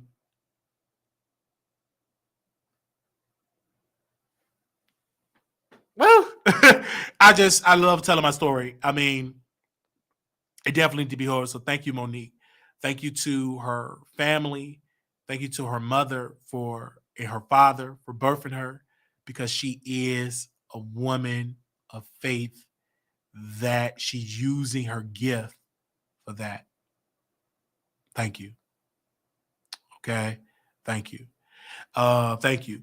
They said, Wiley, you didn't need a lawyer for early release. Probation officer to put in a request for free. But, I didn't know that at the time. I didn't know. A lot of things I didn't know. I didn't know I could afford it and didn't have to pay the library back. I could have did the mental illness. A lot of things, and we talked about that with the lawyer. He said, we go with the mental illness piece. They might keep you in the hospital for a while. They keep you 5-10 years, And I said, okay. And he says, because this is your first offense, you would just have to pay restitution.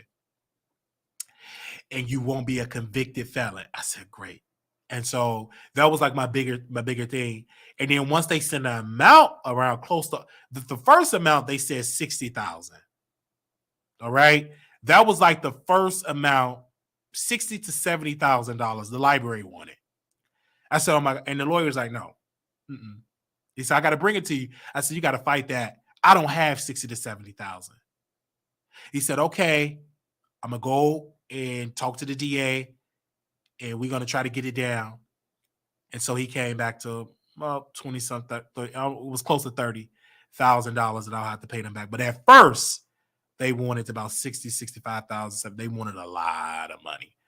And because I said they have insurance, most of that stuff is incurred by insurance. I'm not about to go and pay to remodel the whole thing. I know there was a couple of books.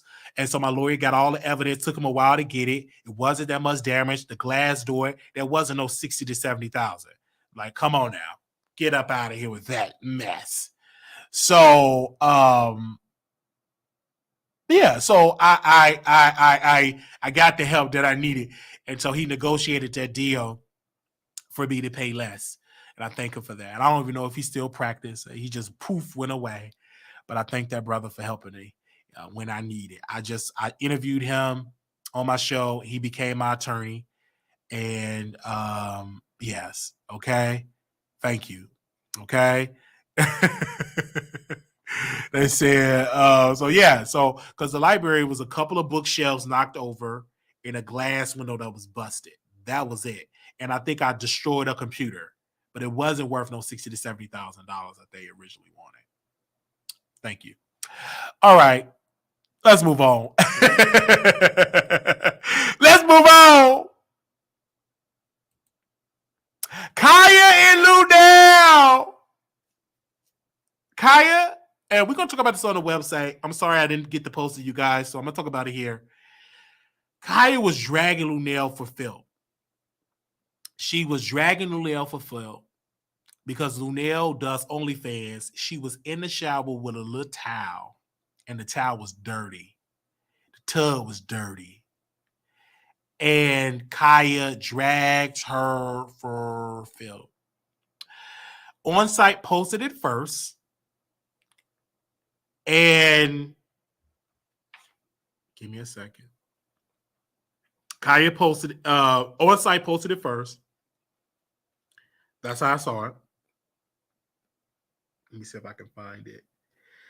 And I want to read what people wrote. I'm going to first start with Claudia Jordan. Now, mind you, Khia ain't talking about Claudia at all. But this is Claudia. She said this, quote, "Not this dusty, crowded, snag-a-tooth B word talking about anyone, especially not my girl Luenell, who doesn't bother anyone. Smile. Always the ones doing bad, talking the most ish." T.S. Madison responded and said, quote, because she kept saying, Miss Mary Chair, you need Miss Mary Chair, like she was speaking towards T.S. Madison mama. T.S. Madison said this, quote, "FYI, my mom, Mrs. Mary Power Chair, has full coverage insurance on it. It's a 2022. Okay, that's what she said. Let's get a petition going to update the insurance on the two things she's leasing: the Abraham Lincoln slave cabin she resides in, and the Sweet Pickles first generation ice cream truck she drives. Anyone's gums that dark skin is never going to have anything but foul coming from it. Hashtag be blessed." Luenell had this to say, quote, thank you, my folks, for the super chat. I'm gonna reach us. I'm gonna get your DM. Thank you. Quote, Luenell said this: hear ye, one and all. I did not know who Khia was, nor is until now. I still don't know who she is or who this site reaches, because I am the rip old age now where I don't care what anyone has to say about me. I do what I want, and I know why I am doing it. I don't bother nobody. I don't care who bothers me, because I don't pay any attention anyway. This young lady was brought to my attention. I have not and will not be listening to her post above. I don't know what it says, but I think it may be not nice. That's okay. Everybody has a right to their opinion, but just know that I don't feed into the BS, because I'm living my life and happy to be bringing joy into other people's lives. I'm too busy working and concentrating on my Netflix special to be worried about this. This is a risk you can take when you do something crazy like a OnlyFans. I have said things in the past that I have had to go back and rethink about. I can't judge anybody for anything anymore. That is for the Lord to do so. Miss Khia, you have a nice day. Enjoy your page or blog or whatever that is. I want to continue to do me and work on this down payment for this house. Thanks, everybody. Then we have the producer here that is in the chat that sent me this. Khia responded. Khia responded and said this: gag order live Mondays at 8 at KhiaThugMisses.com. Best comedy show on site. Don't F around and get your page snatched for stealing content that don't belong to you. You could at least credit where you got it from. Gag order. I don't want to focus on that. Every time we post something on the WileyTheTroll.com, I always tell people that write for the site to credit where you got your information. If you got it from the Neighborhood Talk, post it. Shout out to the Neighborhood Talk. If you got it from the Shade Room, post it. You got it from the Shade Room. We don't try to erase people logos off their stuff. Whenever you got the information, give proper credit. So Khia will get your page taken down, because Khia did that to Armon. Because Armon paid Khia content without giving her the proper credit. Did I laugh at what Khia said? Yes. She have her own website, KhiaThugMrs.com, and it's very funny. All right? She's very entertaining. She's a Scorpio like me. Scorpios, we work well being independent. We bosses. We don't do well as being an employee. So she roasted Luenell. You have to go on site to see what was said. And let me see the on site credit her. Give me a second. Let me see if they edit their post. Give me a second. Y'all let me know. They still haven't credited her. They got 29 likes. You can't do that because when I talked to Kyle, we had a meeting and he said you have to properly credit people on Instagram. I said, correct. I said, because you can lose your page for copyright infringement if you do not, properly credit people on their social media. Like you got to credit them. And I didn't see on-site doing that. You know what I'm saying? Not crediting her, like credit that black woman because y'all got her content. Them likes and interactions is because of Khia. So make sure you credit her. Luenell gave a very good answer. But let's be clear. Luenell, you saw what was said. Stop acting like you didn't say that. You responded with that big old paragraphs. You seen what was said about you. Okay?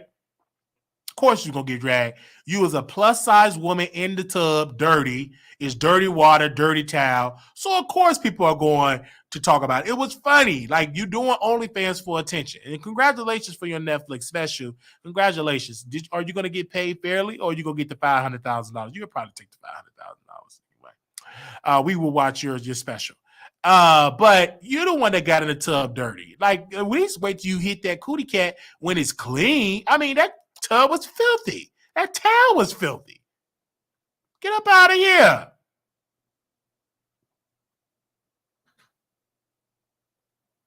Taking baths are only at least be clean. So that's what Khia does. Khia get on her website. She roasts and gag. Shout out to Khia. I love you, Khia. And I'm not going to play what she said because I don't have her permission. Okay? I don't have her permission. I didn't reach out to her in an email. If I would have had her permission, I would have played it on the air. I did not get her permission. If we post it on the website, we will credit her directly and tag the information where they can find her.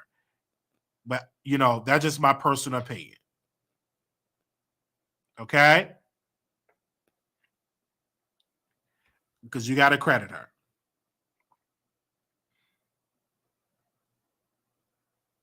And T.S. Matters, you supposed to be so Hollywood and you still responding to Khia. Get up out of here with that. You supposed to be so Hollywood and you still responding to Khia. Still responding to her.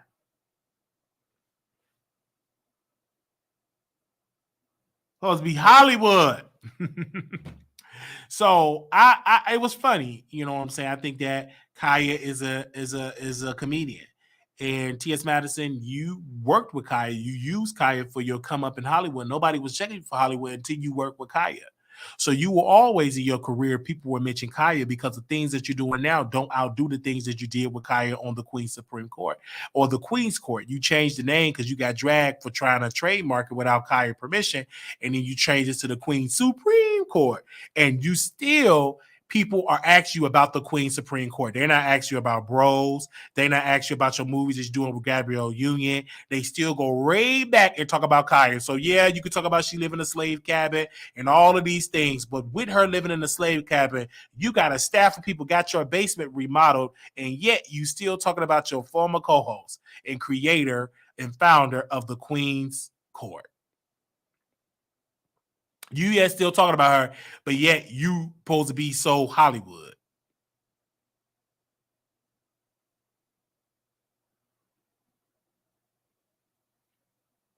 All right. Let's move on. Let's move on.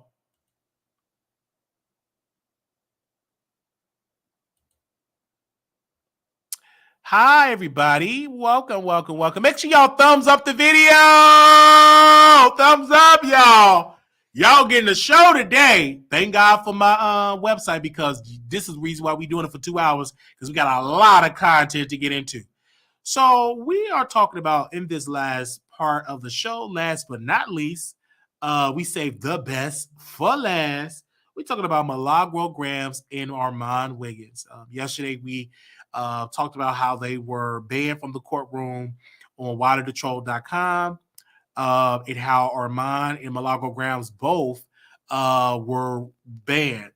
And so Armon and Milagro did a dual stream where she was able to stream to her audience and Armon was able to stream to his audience. And they addressed it over almost 20,000 people tuned into the live last night with the replay stuff. And there's over 90,000 that seen it in total. They were addressing what went on. Milagro said, that she brought it to Armon. Armon, they was actually eating food. And he said, look what Megan did, the reporter. She tagged me on her Twitter. And she said, hey, Milagro said, that's a backhanded compliment. And then Armon was talking about how he got the videos of Megan, the reporter, when she was downstairs, getting ready to go downstairs, trying to get an interview with Tory Lane's lawyers. And one of the ladies said to Megan, leave Tory alone. And Armon, he talked about it and put his logo on there. And how somebody, I don't know if Milagro Grams did it, but somebody took a picture of Megan the reporter when she was on her laptop. Took a picture when she was on her laptop. And she was on the 15th floor. Now, the rules were that you cannot record, photograph, video in the courtroom ever, nowhere in the building. But this lady, you're supposed to have no phones, no laptop, none of that. But Megan the reporter, she the journalist, she was literally folded up like a pretzel on her laptop writing an article. So if it is a rule that's in the courtroom, that is a rule, why is it that Megan didn't get her media privileges revoked? And then Armon and then Milagro Grams, they talked about how the media folk, white folk, didn't like it that black media personality like Armon and the Milagro Grams combined were getting millions of views. They didn't like how they was infiltrating the space because by the time they was writing articles and put articles, nobody read it, especially not black folks. We love to be visual. We love to video stuff unless you got an older market, older crowd. They bringing in the Gen Z, the millennials. They're tuning into Armon Wiggins. And same thing with Milagro Grams. They're tuning in. They're watching it. And they're having a good time. And then, it really driving into this whole conversation. And I came today because I was really, really, really, really upset. And I stood up for Armon and Milagro because they did right. Because they're black media, I'm black media. So if they get silenced, that means I can get silenced. And I don't like that. And I feel like if it's good for the gander, it's good for the goose. If you want to silence them and tell them they can't be media folks, they got to be in the crowd, just be in the audience as a regular spectator, then have that same standard for making a reporter. Then you had Dennis Byron. He up there throwing shade at the situation, but he was the same guy that booked Armon and walked the red carpet. Anyway, that's a whole nother topic, a whole nother day. So Milagro and Armon both responded, and they responded so well. Milagro is a beast and a boss. So one of the hosts on there was on the show, the psychic lady that read cards. She was on there and she was just speaking to Armon. And Milagro said, hold up, my name is Milagro. Ho. You didn't even speak to me. And then the lady was like, oh, hi, Milagro. That's disrespectful. You ain't just gonna come here. I'm on the live with my people and not speak to me. Armon ain't the only one on here. So she got her together in love. And I love that Milagro always stand up for herself. And so we wrote an article on WileyTheTroll.com. I wrote it. Thank you so very much for my team for editing it for me. We came up and we wrote an article on the site. And the name of that article on the site We said Armon Wiggins Milagro-Grams was banned from the LA courtroom, but not reporter Megan Cuff, whatever her last name is. And so we tagged Armon, we tagged Milagro-Grams, I believe. We post all their receipts, his video, credit them well. Milagro-Grams reshared us, added us to her story.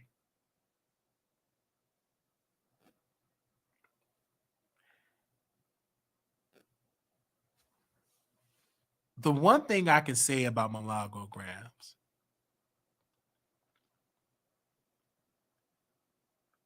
no matter how much mess I talk about that sister, commentary-wise, I'm doing commentary. If I'm doing something right, that sister will always credit me. She never was the type of person. Oh, don't say his name. Don't say. Never. She know how to be a businesswoman. And many people, Armon, can learn from her. She ain't selfish with the spotlight. This woman got the #1 show on station here. If she feel like Wiley need to be credited, she will credit me. When we interviewed Rolling Ray, she credited me. When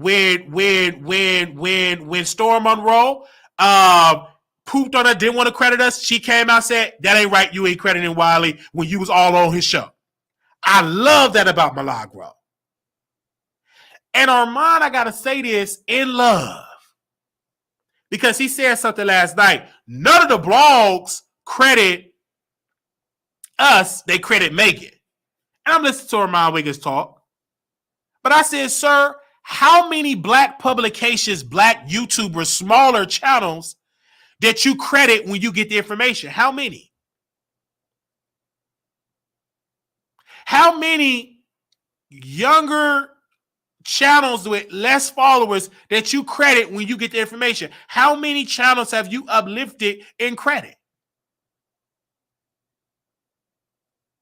How many? So if you're going to come at the Neighborhood Talk, Ball Alert, the Shade Room, Hollywood Unlocked, make sure that you're living by that principle in crediting people where you get your information from. Because I've done things and you have not credited me. Rewrote an article in honor and you didn't reshare it. So when you do things, you want people to reshare it. You feel some type of way when they don't do it. So have that, live by that same principle when people are uplifting you and showing you like, because Milagro shared it and you seen it. You don't have to follow me. You know I'm waking it up in these streets. You see what I post. So don't act like, oh, I didn't see that. And Milagro-Grams saying it. And she reshared it. So I'm saying it's in love. I think that we're cordial, but that ain't going to stop me from being critical. Now, can I be a little mean and nasty? Yes. Is I'm working on that? Yes. Is it going to take me time? Yes. I'm being honest about it. Okay? So, the Neighborhood Ninja, we already know, girl, just child, that person, anyway, so share people when they uplift you. So Armon say this. He have said this. You don't share me when I'm talking positive. You only focus on the negative. You do the same thing with Wiley. You don't share when Wiley does something positive. I'm just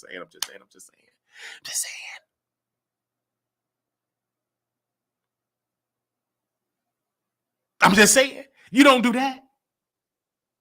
So I'm saying this in love because I ain't going nowhere. I have to work twice as hard to garner half of the support. But we putting in that work.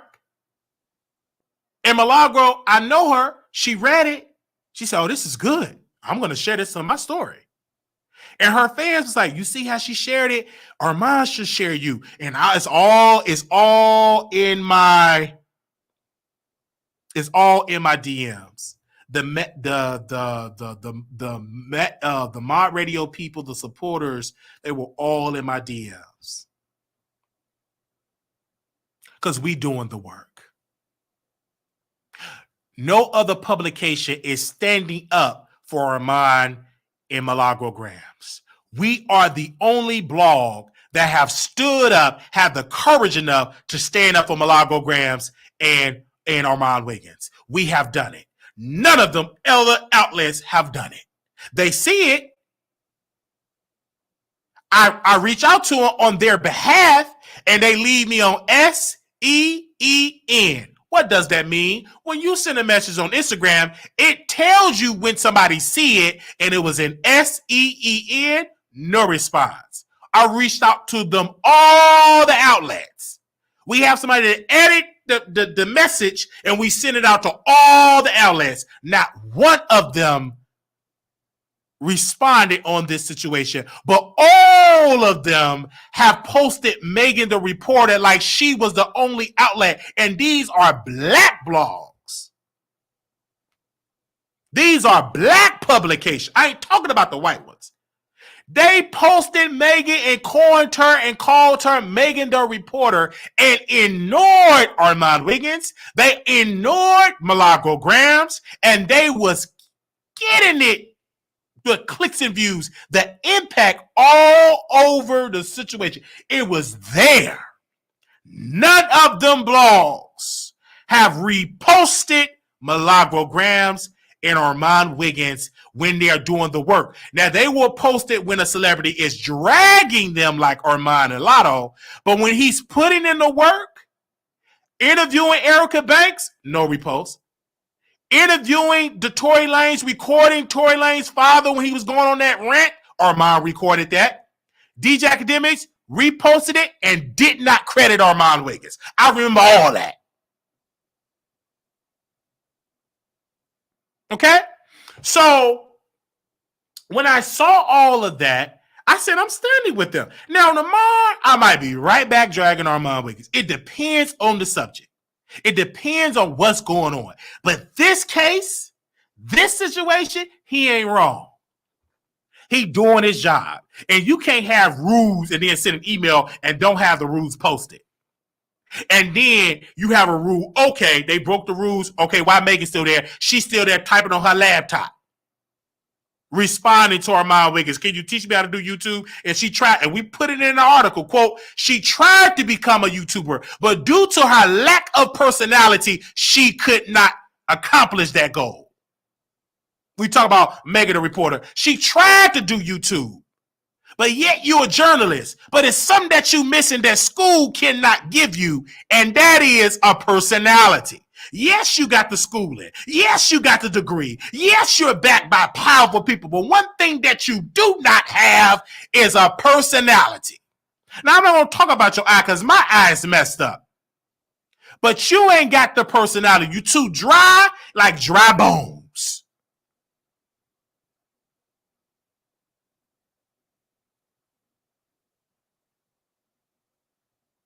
Okay? So, that's what I'm talking about. It was dry. It's how I messed up. My eye messed up. So I ain't going to talk about the lady eye. She's skilled as a writer, as a journalist, but she's nasty as a woman. She was nasty, according to Armon, when she talked badly about the deputy that was getting things in order. And Milagro confirmed Armon Wiggins what he was saying. She was very nasty and saying that woman said, you can't talk to us like children. Because she's a white woman, how dare you try to have some authority over me and I'm white? Remember that? I hear everything. And so I give Armon and Milagro their credit. And for her, they said, why are you dressing like this? You're supposed to dress nice. Armon Wiggins supposed to dress it. Wear your best clothes. Wear your best drawers. He's good looking. He's dressing the part. He have a fashion brand. You supposed to look good. Megan, you looking raggedy. Of course he's supposed to look good. Black people supposed to look like royalty. If you got some good clothes, don't wait for Sunday. Wear it on Monday. You might not make it to Sunday. I just wear my clothes on special occasion. Every time I wake up, I'm putting it on. Put on your Gucci. Put on your black designers, whatever the black design. I don't know too many black designers because I'm not, listen, I just wear Wiley Show clothes, right? Okay, get your team Wiley. Wear your best. Look good. Not nobody make you feel dirty because you looking good. Okay? Wear your nice dress. Put on your nice bra. Don't wait to do your bra. I just wear this bra anniversary. I want to see that bra right now. Put it on. I don't wear these pantyhose until my anniversary. I want to see them pantyhose right now. Put it on so I can snatch it off. Because you my wife. Amen. So, Armon and Milagro Grams, they are an amazing duo. And though Armon Wiggins dragged Milagro Grams during that time, I love the fact what was best for business. And I love that they were able to work together. Even though Milagro Grams and Armon Wiggins fans don't get along, they drag Milagro Grams. Even though I read the comments, they were dragging Milagro. They can't stand it because the fans, and you can make up, but the fans, they ain't gonna receive it. It's gonna be a while before they may not never receive it. Because like even when Armon Wiggins and I try to make up and he try to be cordial to us, some of my fans, the supporters, I would say supporters, some of you are like, oh, he's a fan. They ain't gonna receive that. They ain't gonna receive it. No. Us going to lunch, they're gonna be dragging that lunch picture. I can't stand here. I'm like, Wiley Show, don't hang out with him. You remember what he said about you? Blah, blah, blah, blah, blah, blah, blah, blah.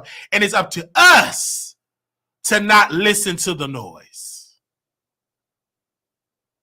It's up to us to say this is best for business. They're going to be all right. They're going to still watch. I never met brother Armon nor sister Milagro. One day I would meet them. One day. But this day, they wasn't wrong. They was all in the right. The system was rigged against black media.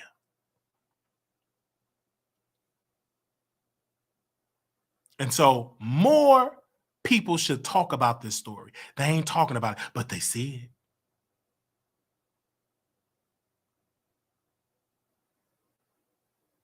They see it. I'm on it. I post on my Instagram in my lane. I ain't trying to be like nobody else. And we growing. Look at God. So thank you to Milagro. Thank you to Armon. Especially thank you to Milagro for resharing this. I will never forget.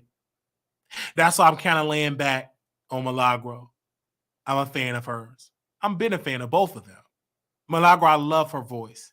I love her breakdowns. Her shows are long and lengthy. I can't devote that much time. But when I get time to listen to her voice, sometimes I just let it play because she just everything. I love her cussing me out. I love her. I love her. Armon, you already know how much I love you. And you know it's genuine. I love you.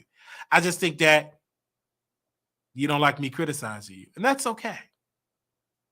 Me and you are different. People criticize me daily. I just got dragged today, and I'm still call Markel say, let's go out for some breakfast. On me. Let's go out for some scrambled eggs. No, it's on him. He got more money than me. Let's go out for grab me some scrambled eggs and some bacon. So I get it. I understand he don't like me talking about it. I get it. I understand. I get it. People talk about me. They drag me on YouTube. Cuss me out like a dog. I rarely respond to them because I'm too busy. You really got to be something for me to respond. But to the end, I was not built to break. All right, so we're going to drop the link and allow you all to come in. My apology for being late because we was with our executive producers and our Patreon family. Patreon executive producer as well, but I love to say Patreon because they over there on the Patreon streets. Shout out to the executive producers family. So now we're on a Zoom meeting. And so we done a Zoom call, and all of our Zoom meetings, we can download it. So if you miss any of our Zoom meetings, I can always email you our Zoom meetings if you are a executive producer, right? Because it was a good conversation. So if you miss it, all you got to do is send me information that you are a member and that you are a Patreon member or a member over here on YouTube, and we will send you the conversation. It was beautiful. Okay, it was beautiful. Okay, thank you. It was beautiful. Now I'm going to drop the link. It was a nice Zoom meeting, very informative. Thank you, Quiet Storm. It was very informative. It really was. Thank you. While it wasn't a race, it was more about real journalists versus yeah, it could be real journalism versus blogger, but it's no such real journalism. I get it, but real journalism in certain cases, blogging have more of a reach than real journalism. You know. And there's no law that you have to be real journalist. Like, come on, they can be access in there as well. And I do believe also and it's also a race thing as well. Because Black media outlets, you don't see more of quote unquote real journalism, because a lot of the Black media folks cannot go because they don't have the resource to go. And the only reason why, Armon was able to go, number one, he made close to $1 million. Number two, he lives in LA. The reason why Malaga can go there because her people give over there, send her cash apps. They send her a nice piece of coin, and she's able to go. And people say, Wiley, you need to go. We don't have the finances to go.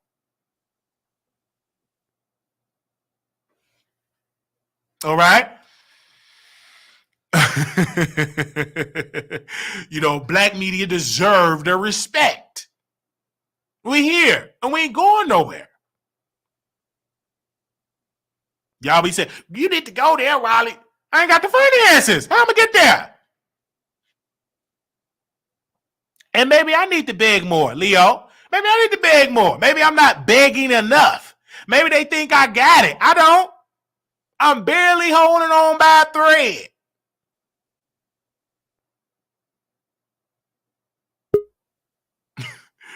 So, oh man. Jezzo, what's up, brother? How you doing?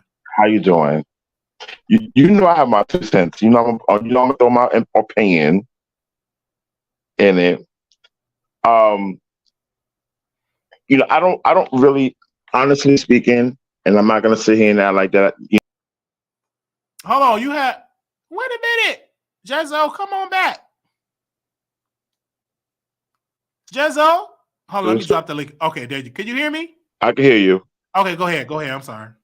I was saying that I'm not gonna sit here and act like I know who, I know so much about Armon Wiggins and Milagros and all these other bloggers and stuff like that, because I don't follow these people. I be moisturizing and getting my stuff together, and the only person I follow is Wiley. I've always been like that for years. Didn't follow none of the other people back in the days when I was really out here doing this. I followed Wiley. The Marquise Wiley Show, the Wiley Show. Now, the website. So, but I was on Twitter and I seen everything that was going on, and I respect everybody for what they do, right? But I feel that now, with social media, I feel like a lot of bloggers who blog about the news, current events, pop culture, they kind of drive into the space of journalism. And when you drive into the space of journalism, then you must know about journalism. You must know, like certain etiquettes and certain rights that you have, your First Amendment rights and other rights and policies that comes along with being a journalist. And I have had this conversation with other bloggers, and the first thing they say is, "Oh, I'm not a journalist." But you can't say that you're not a journalist. You're not a journalist, but you want journalistic treatment when you out here, going to courthouses and blog, and talking about other people.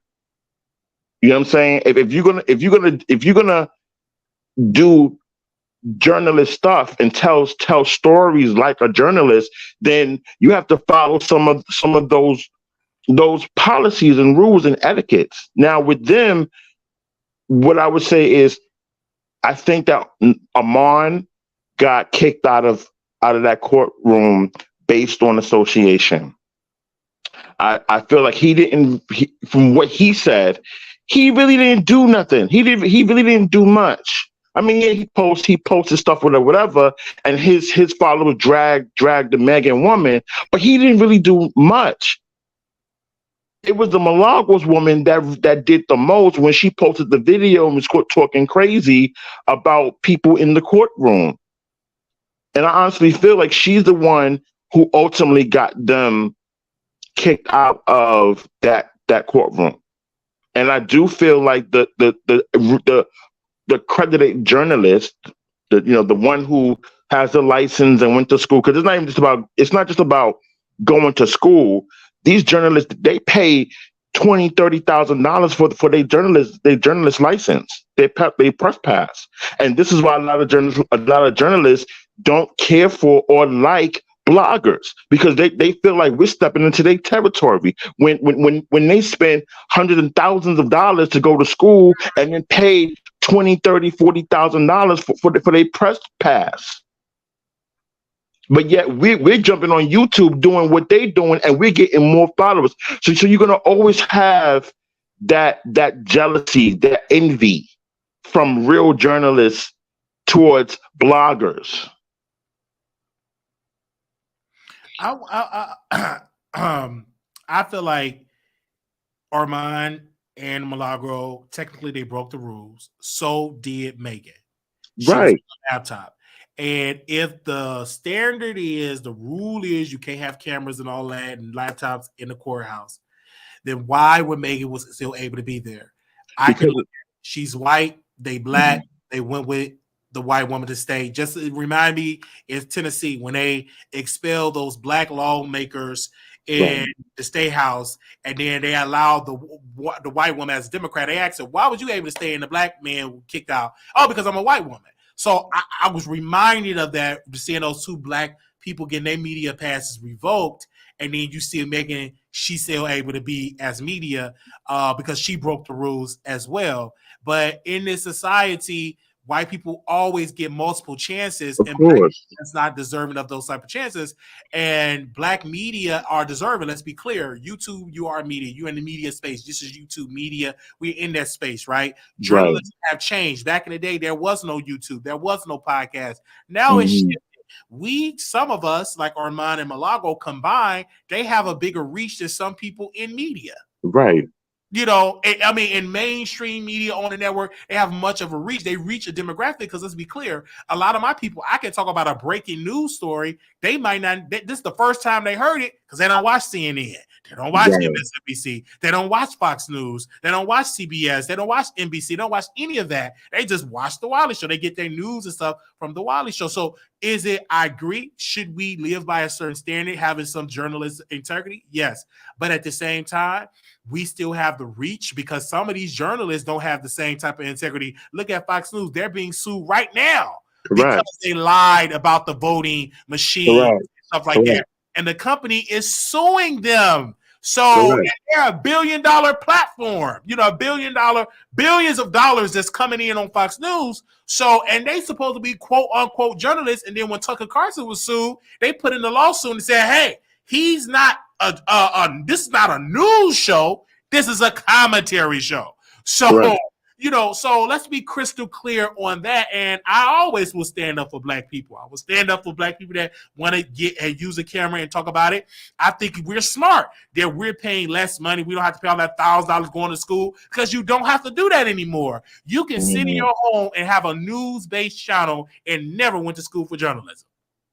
You're not doing it anymore. Get you a YouTube channel, get you a podcast, get you on Bingo, get you on TikTok, on any of these entities, and your reach can be greater than it is mainstream. Let's be clear. Roland Martin started out in media, radio, newspaper, and all of these things. Now he transitioned to YouTube. And people always ask, why don't you go to CNN? Bruh, I own and operate my own business. These are my cameras. These are my lights. These is all of these type of things. I have employees and all of that. And he's reaching more than he ever have. And he's able to control the content. Because let's be clear, when you in mainstream media, you don't have the power or what you talk about is really usually these 20, 30-year-old producers that are telling your black behind what to cover. Just like Roland Martin wrote this book entitled White Fear. There are black hosts that reach out to Roland and say, I would love to have you on the show, but your book is called White Fear. So my producers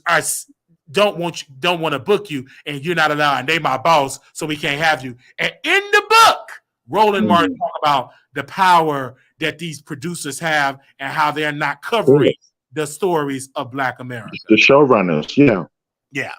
So, yeah. But thank you, Jezzo, for giving your thoughts on there. I'm gonna go and bring another person on. I love you, brother. I love you. Thank you. Okay. So, hold on. I was going to bring somebody else on. Hold on. Let me drop the link again because I think Chit Chat was in the back. Okay. Let me drop it. Let me drop the link one more time. Let me drop the link. Okay. Okay.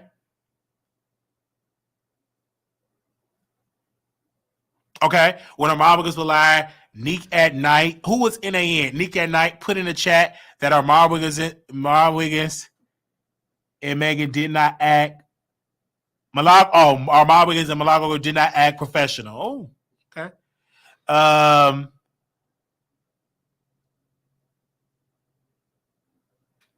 Yeah, so I'm just saying, let me drop it one more time. And I'm supposed to get my laptop back soon. Let me drop it one more time. Give me a second.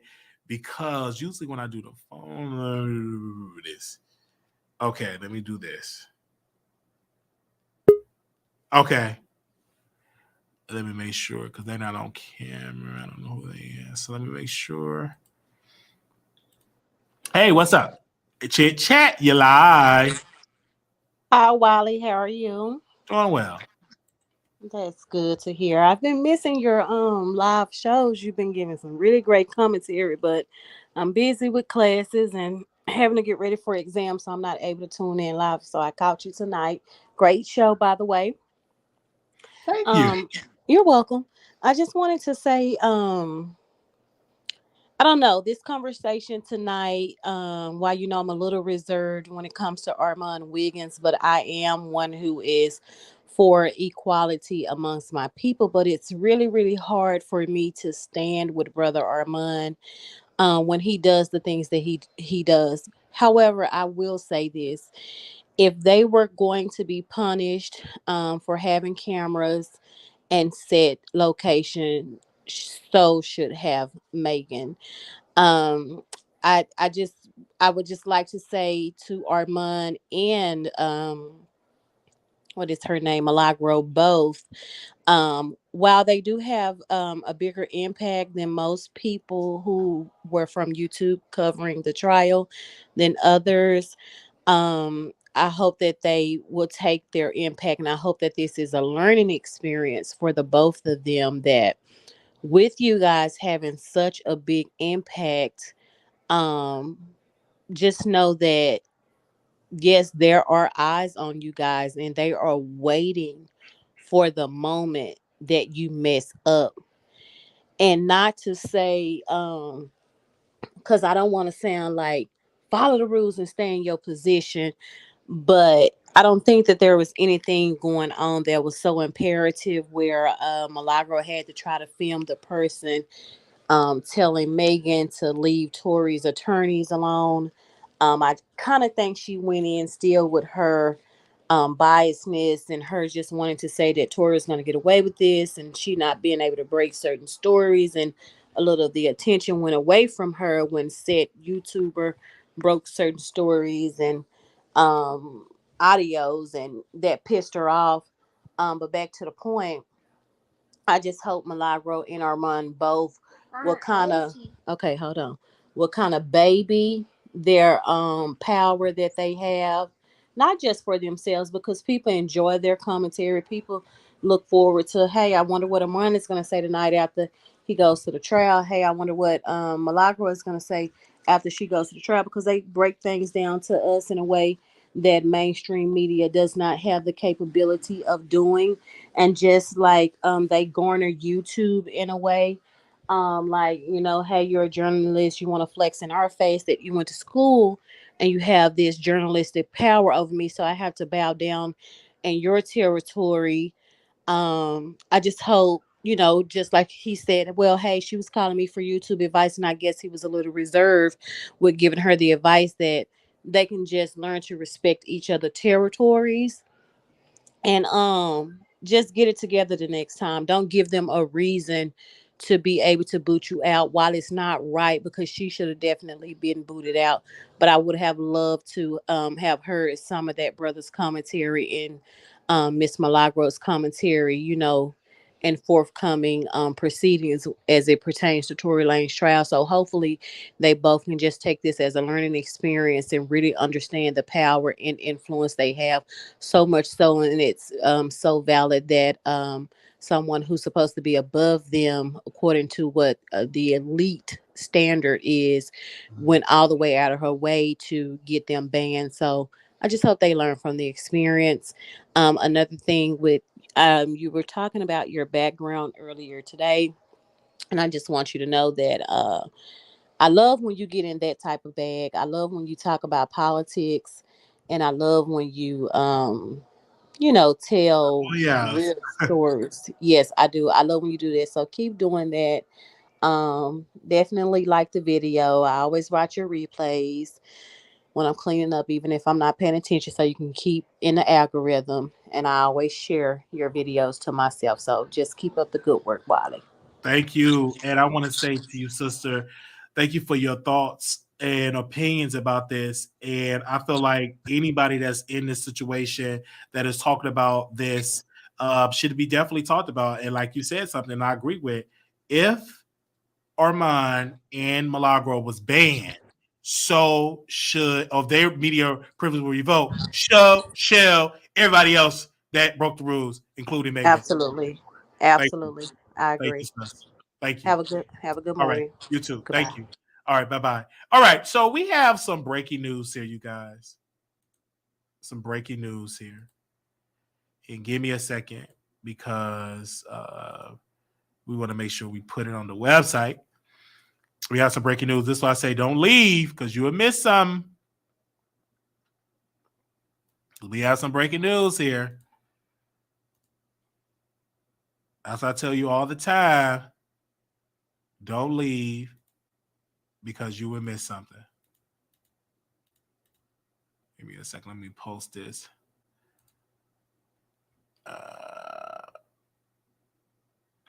Okay, give me a second. All right, so we just got word from the neighborhood talk. Thank you, Kyle. That Lil Baby was never booked for DC Pride. This is official coming out of this. We just posted it on widerthetroll.com. We just posted it on there. He was never booked for DC Pride at all. So give me a second. When I post this, show, put a little baby picture back up here. He was never booked for DC Pride. The Neighborhood Talk have just posted this, and they said Neighbors' Little Baby will not be performing at DC Pride. It was never in talks or negotiation to do so. His rep reached out to us and said he never even knew of this event, and none of his team or agents were ever in contact with Pride in the district. A scammer must have posed as a rep of his little baby, never pulled out of anything with this, as he was never booked or contacted in the first place.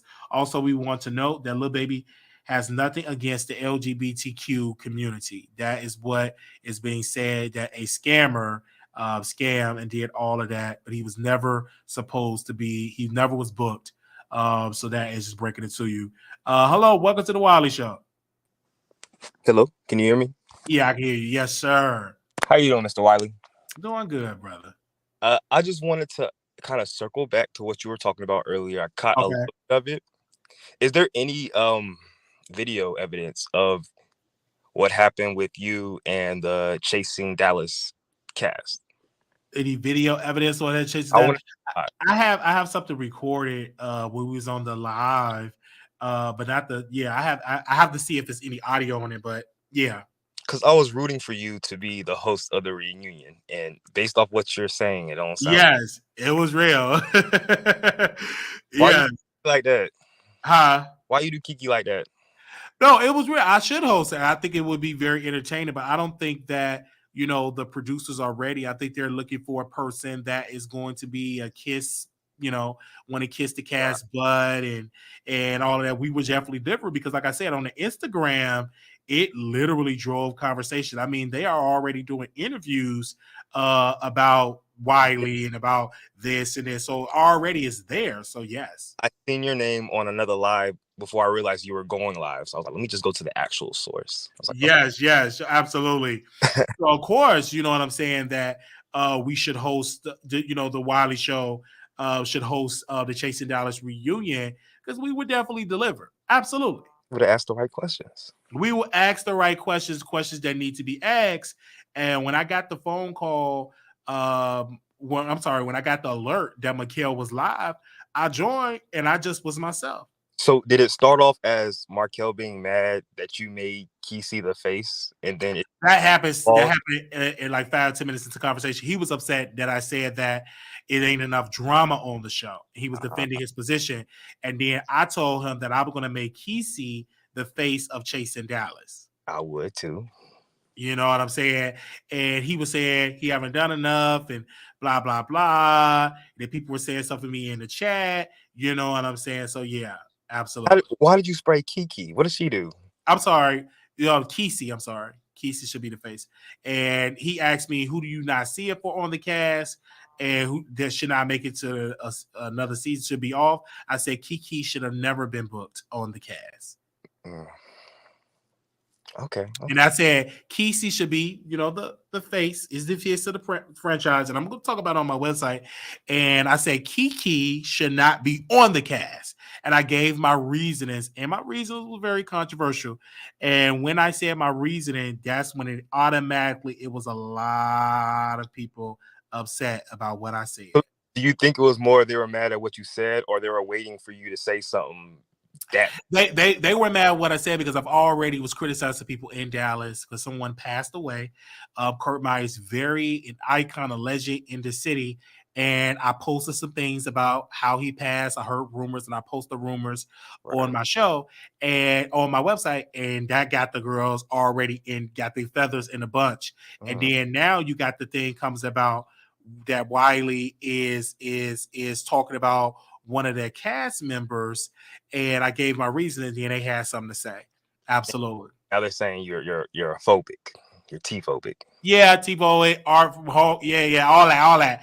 And I said, well, that's your opinion, you know what I'm saying? But at the end of the day, I gave my opinion, and it was a great opinion, and I thought, and you just disagree. We have to understand when a person has a different opinion, we should not try to label them something because you don't agree about what they say and all that. Just typical. But I stand by what I said. I prayed about it. I'm a praying man, and hey, and we move on. But if they never book me to host the show, I'm still going to be Wiley. Right. But I guarantee if they book me, more people would be into the product. I believe so. You don't have any more interviews coming up? Yes, I think we do have more interviews coming up. Yes. You need to get Tedley on. Yes, I think Tedley. Oh, he was the one that was roasting me. He was the one that was roasting me. But don't do shit on the show. That's crazy. Yeah, he was roasting me. He was in the car. Get mad at Wiley.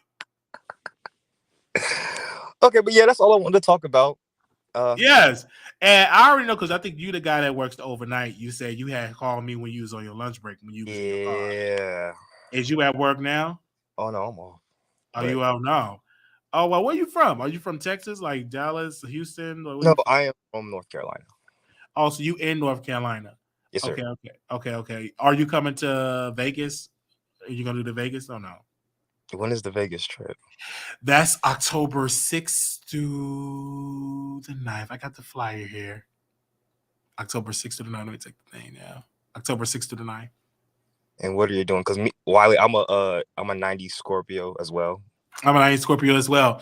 So, wow, that's their gay pride. So, it's a lot. We're going to the club. We're going to the party bus. We're going to a concert. We're going to Hell's Kitchen. We're going to another rooftop type of restaurant.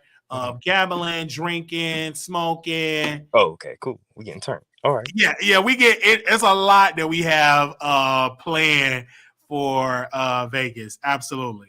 Well, I will let you know at the press conference whether I will show up or not. It should be out in maybe a month or two.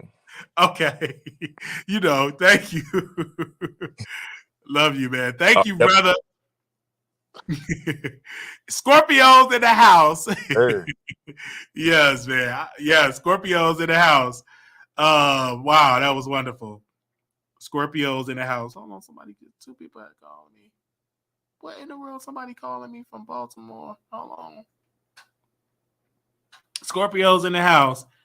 This thing.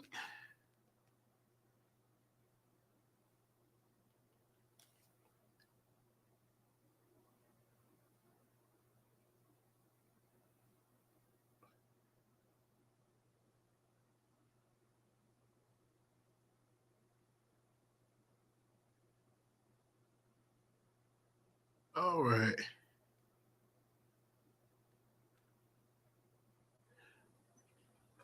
We are live.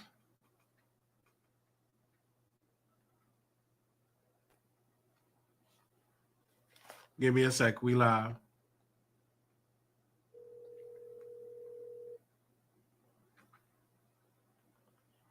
Hey, you got called the Wiley Show? Hi, Wiley. Yes, I did. I called before. As always, I like to show love, but Wiley, I was one of the people that randomly commented in your comment section the other day.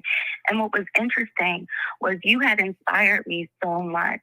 And while I may not always agree with the theatrics, the fact, like, when you end your sessions with little boy, little girl, you are worthy.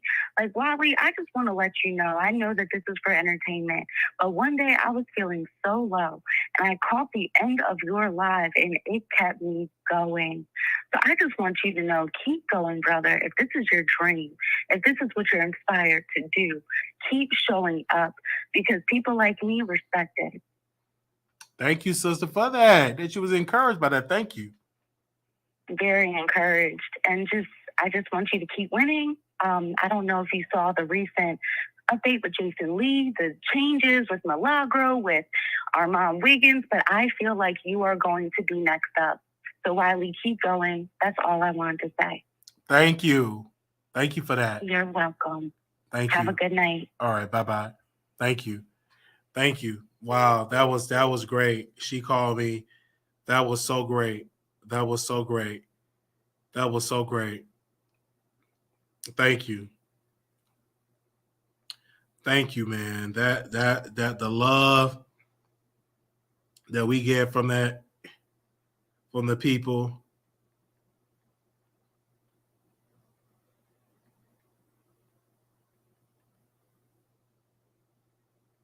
Yes, thank you. I didn't think that. Wow. Man, that's when you do the show, man, you never know who you're gonna reach. Thank you. Thank you for that, man. Thank you for the Scorpios. $11 for the Scorpios. Thank you, bruh. Love you. Thank you. That's what I'm talking about. You never know who you're gonna reach on these streets. Thank you for the support, brother. Thank you.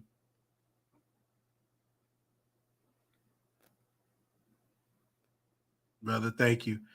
And you just really never know who is on these streets. I was bracing myself. I knew the shade myself because I just knew the shade was coming on. Like, you just never know who you're going to touch. Thank you so very much. Also, if you want to contribute to the platform, the Cash App is $ Marquise Wiley. Make sure y'all click that thumbs up button. Share. Yeah, man. Share. We have the Zelle, wileyshow@gmail.com. Share, donate to the platform. We are on a movement. We want to, like I said, in the next year or so, we want to hire more writers on our site. So we need your donation. So thank you so very much. We talked about Khia. We talked about Khia as you missed it. So just rewind it. And of course, we're going to post like different segments. Thank y'all so very much. And we will see y'all in the next episode. This was love. This was fun. This was so much fun. And make sure y'all go on the website right now. Check it out. We got some stories up there, good things up there. If you all can greatly follow the site, leave a comment. It's greatly appreciative if you do that. We greatly appreciate that. And that's www.wileythetroll.com, www.wileythetroll.com, www.wileythetroll.com. It is free to do.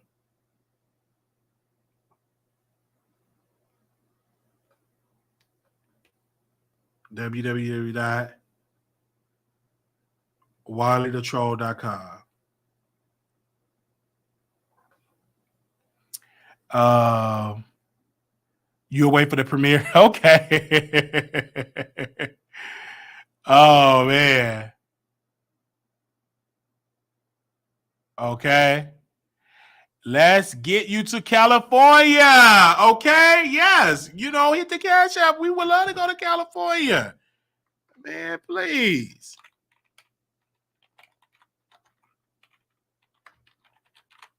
That's the Cash App. Oh, yes. We would love that. Didi Rich Girl, thank you for the super chat.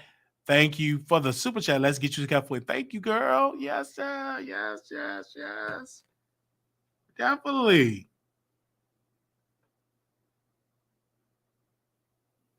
Oh, yes.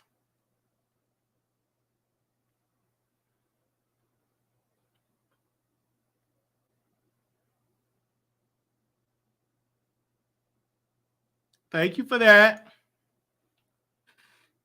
Thank you for the super chat. Thank you for doing that. Thank you for the super chat. Thank you for the super chat. Yes, we love to get to California. I got some people I got to see in California. Yes. Absolutely. www.wileythetroll.com. That is the show. Thank you. Somebody else sent a donation. Thank you so very much for that. We would love to get there. Thank you. Because we would love that. Thank you for y'all support. Love y'all. Love y'all, man. Thank y'all. We will be back live tomorrow. You guys, we got to get our laptop out. Child, it's a lot of money we spent. Because I was supposed to get my shirts and I got to postpone that to get to next week or so. Because our laptop just went out. And then we got to upgrade this computer because we have been editing stuff, videos, files. We got to get this upgraded as well. So, man, we need the money. So let me take the Wiley thing down. We definitely need that as well. We do got the Zelle. We got wileyshow@gmail.com. You can send it via Zelle. We have the Cash App. We have the PayPal as well. We need it. We need your support. Thank you. We put in the work. And I just picked up an extra job, a job to help me out for my dreams. All right. You said how much is the flight to LA? Let me see. Let me go on and do that. Yeah, that's expensive right now for some. Yeah, it's expensive. It's really expensive because you got to pay for hotel.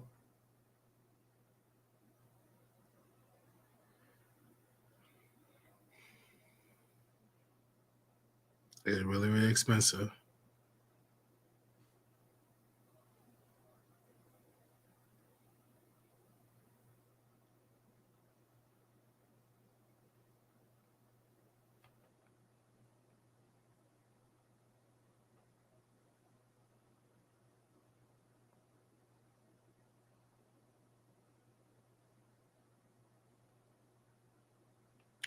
It's going to be like $700 plus with taxes and all that, $800 for a round trip.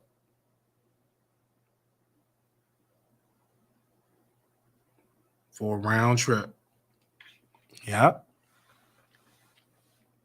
And then you got to get a hotel. Absolutely.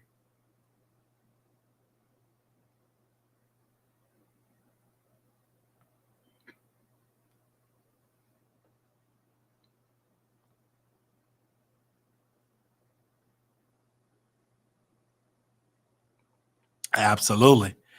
No, for Spirit is more expensive because Spirit, let me be clear with you all. How Spirit gets you. Y'all think Spirit is cheap. They said $373 a round trip. Spirit, I got to get the big seat. And you got to pay for check luggage there and back. So Spirit for nonstop,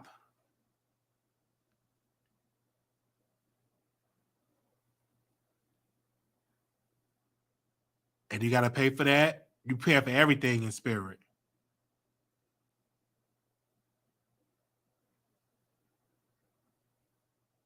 You got to pay for your seat.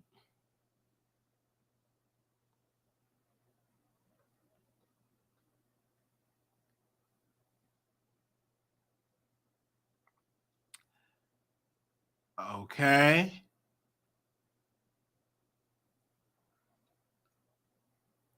Then you got to pay for your carry-on.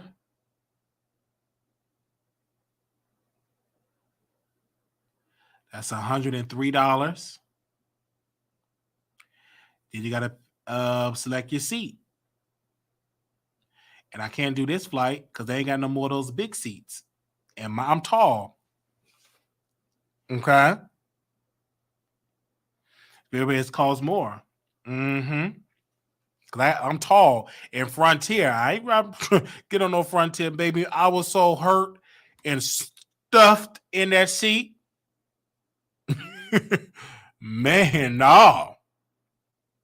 Mm-mm.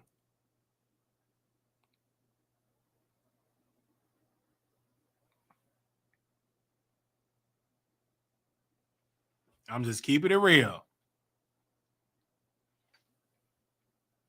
Man, I was so stuffed in that seat. I took Frontier. Spirit is better because, thank you, somebody else sent a donation. Spirit is better because you get the big seat. Baby, Frontier, I got my big butt in there. I was stuffed. Couldn't move my legs. I was stuffed. Unless you real skinny, you can ride Frontier. But if you a big man, you better ride no Frontier. You're going to regret it.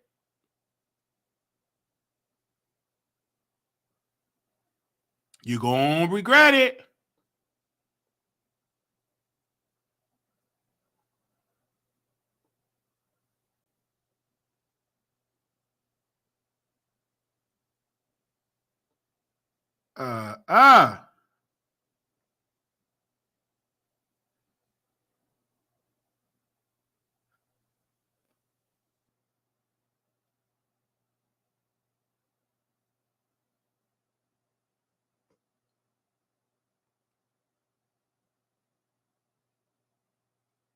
Just keep it real.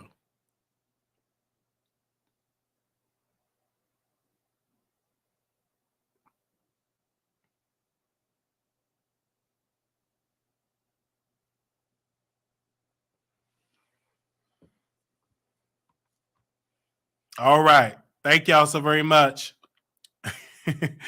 Little black boy, you beautiful. Little black girl, you enough. When times get hard, put God first. Thank you so very much. Also, we gotta we get some more shirts. Shout out to the person that made it. My apologies. I was supposed to get it this week, but I ain't got it. So I gotta wait till I get it in about 2 weeks or so. I get paid. And I will see y'all later. Thank y'all so very much. Good night. This is a good show. Like the video, y'all. Y'all be watching and don't like. Click it on your phone. Click it on your device. Click the like button. Click it on Facebook. Click the like button as well. All right. All right. Thank y'all so very much. Good night. Members, you all be on the lookout. Thank you all so very much for joining us today. Well, actually yesterday. And members, thank y'all so very much for the support. It was fun. I mean, it was about 16 of us in there. So we want to make sure some more people come through. Y'all will get noticed. It will not be unless we just got some tea. But we will have that as well. Yeah, it was some good tea. It really, I ain't gonna give it to y'all. It was some good. It was some good tea. We had a ball. We had a ball out there in the social media, out there over there with the members. Okay, I'm gonna hit you up for the Zoom link. I missed it. Okay, and I have to email it too because I downloaded. Let me make sure it download and everything. Let me make sure. About to go check. Okay. How much we got? What do you mean? We only got $76.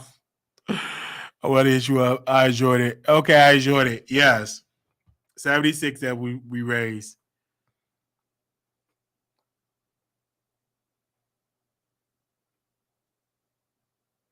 All right. Okay. Thank y'all so very much. Will it be after show? Yes, it will be after show. That's going to stop because most of my art show is going to be on members only now, but we will do after show. Yes, because I'm gonna be cooking. So yes. And nobody said you shouldn't be eating. I only ate one meal. I only ate today. This will be the first time I'm eating because I was just so busy today.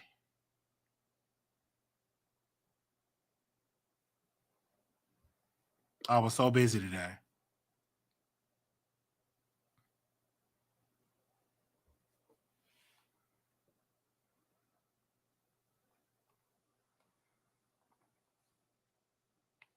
I was so busy today.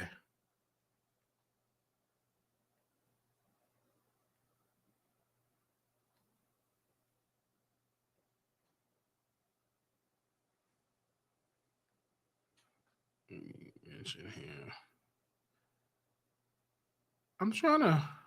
Oh, okay. No, I don't want to do that. I want to tag. Oh, right here.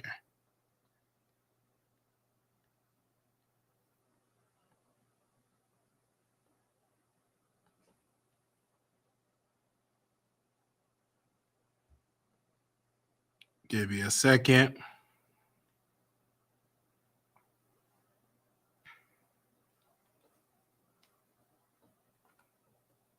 Tag that. All right. Love y'all. Talk to y'all soon. Peace.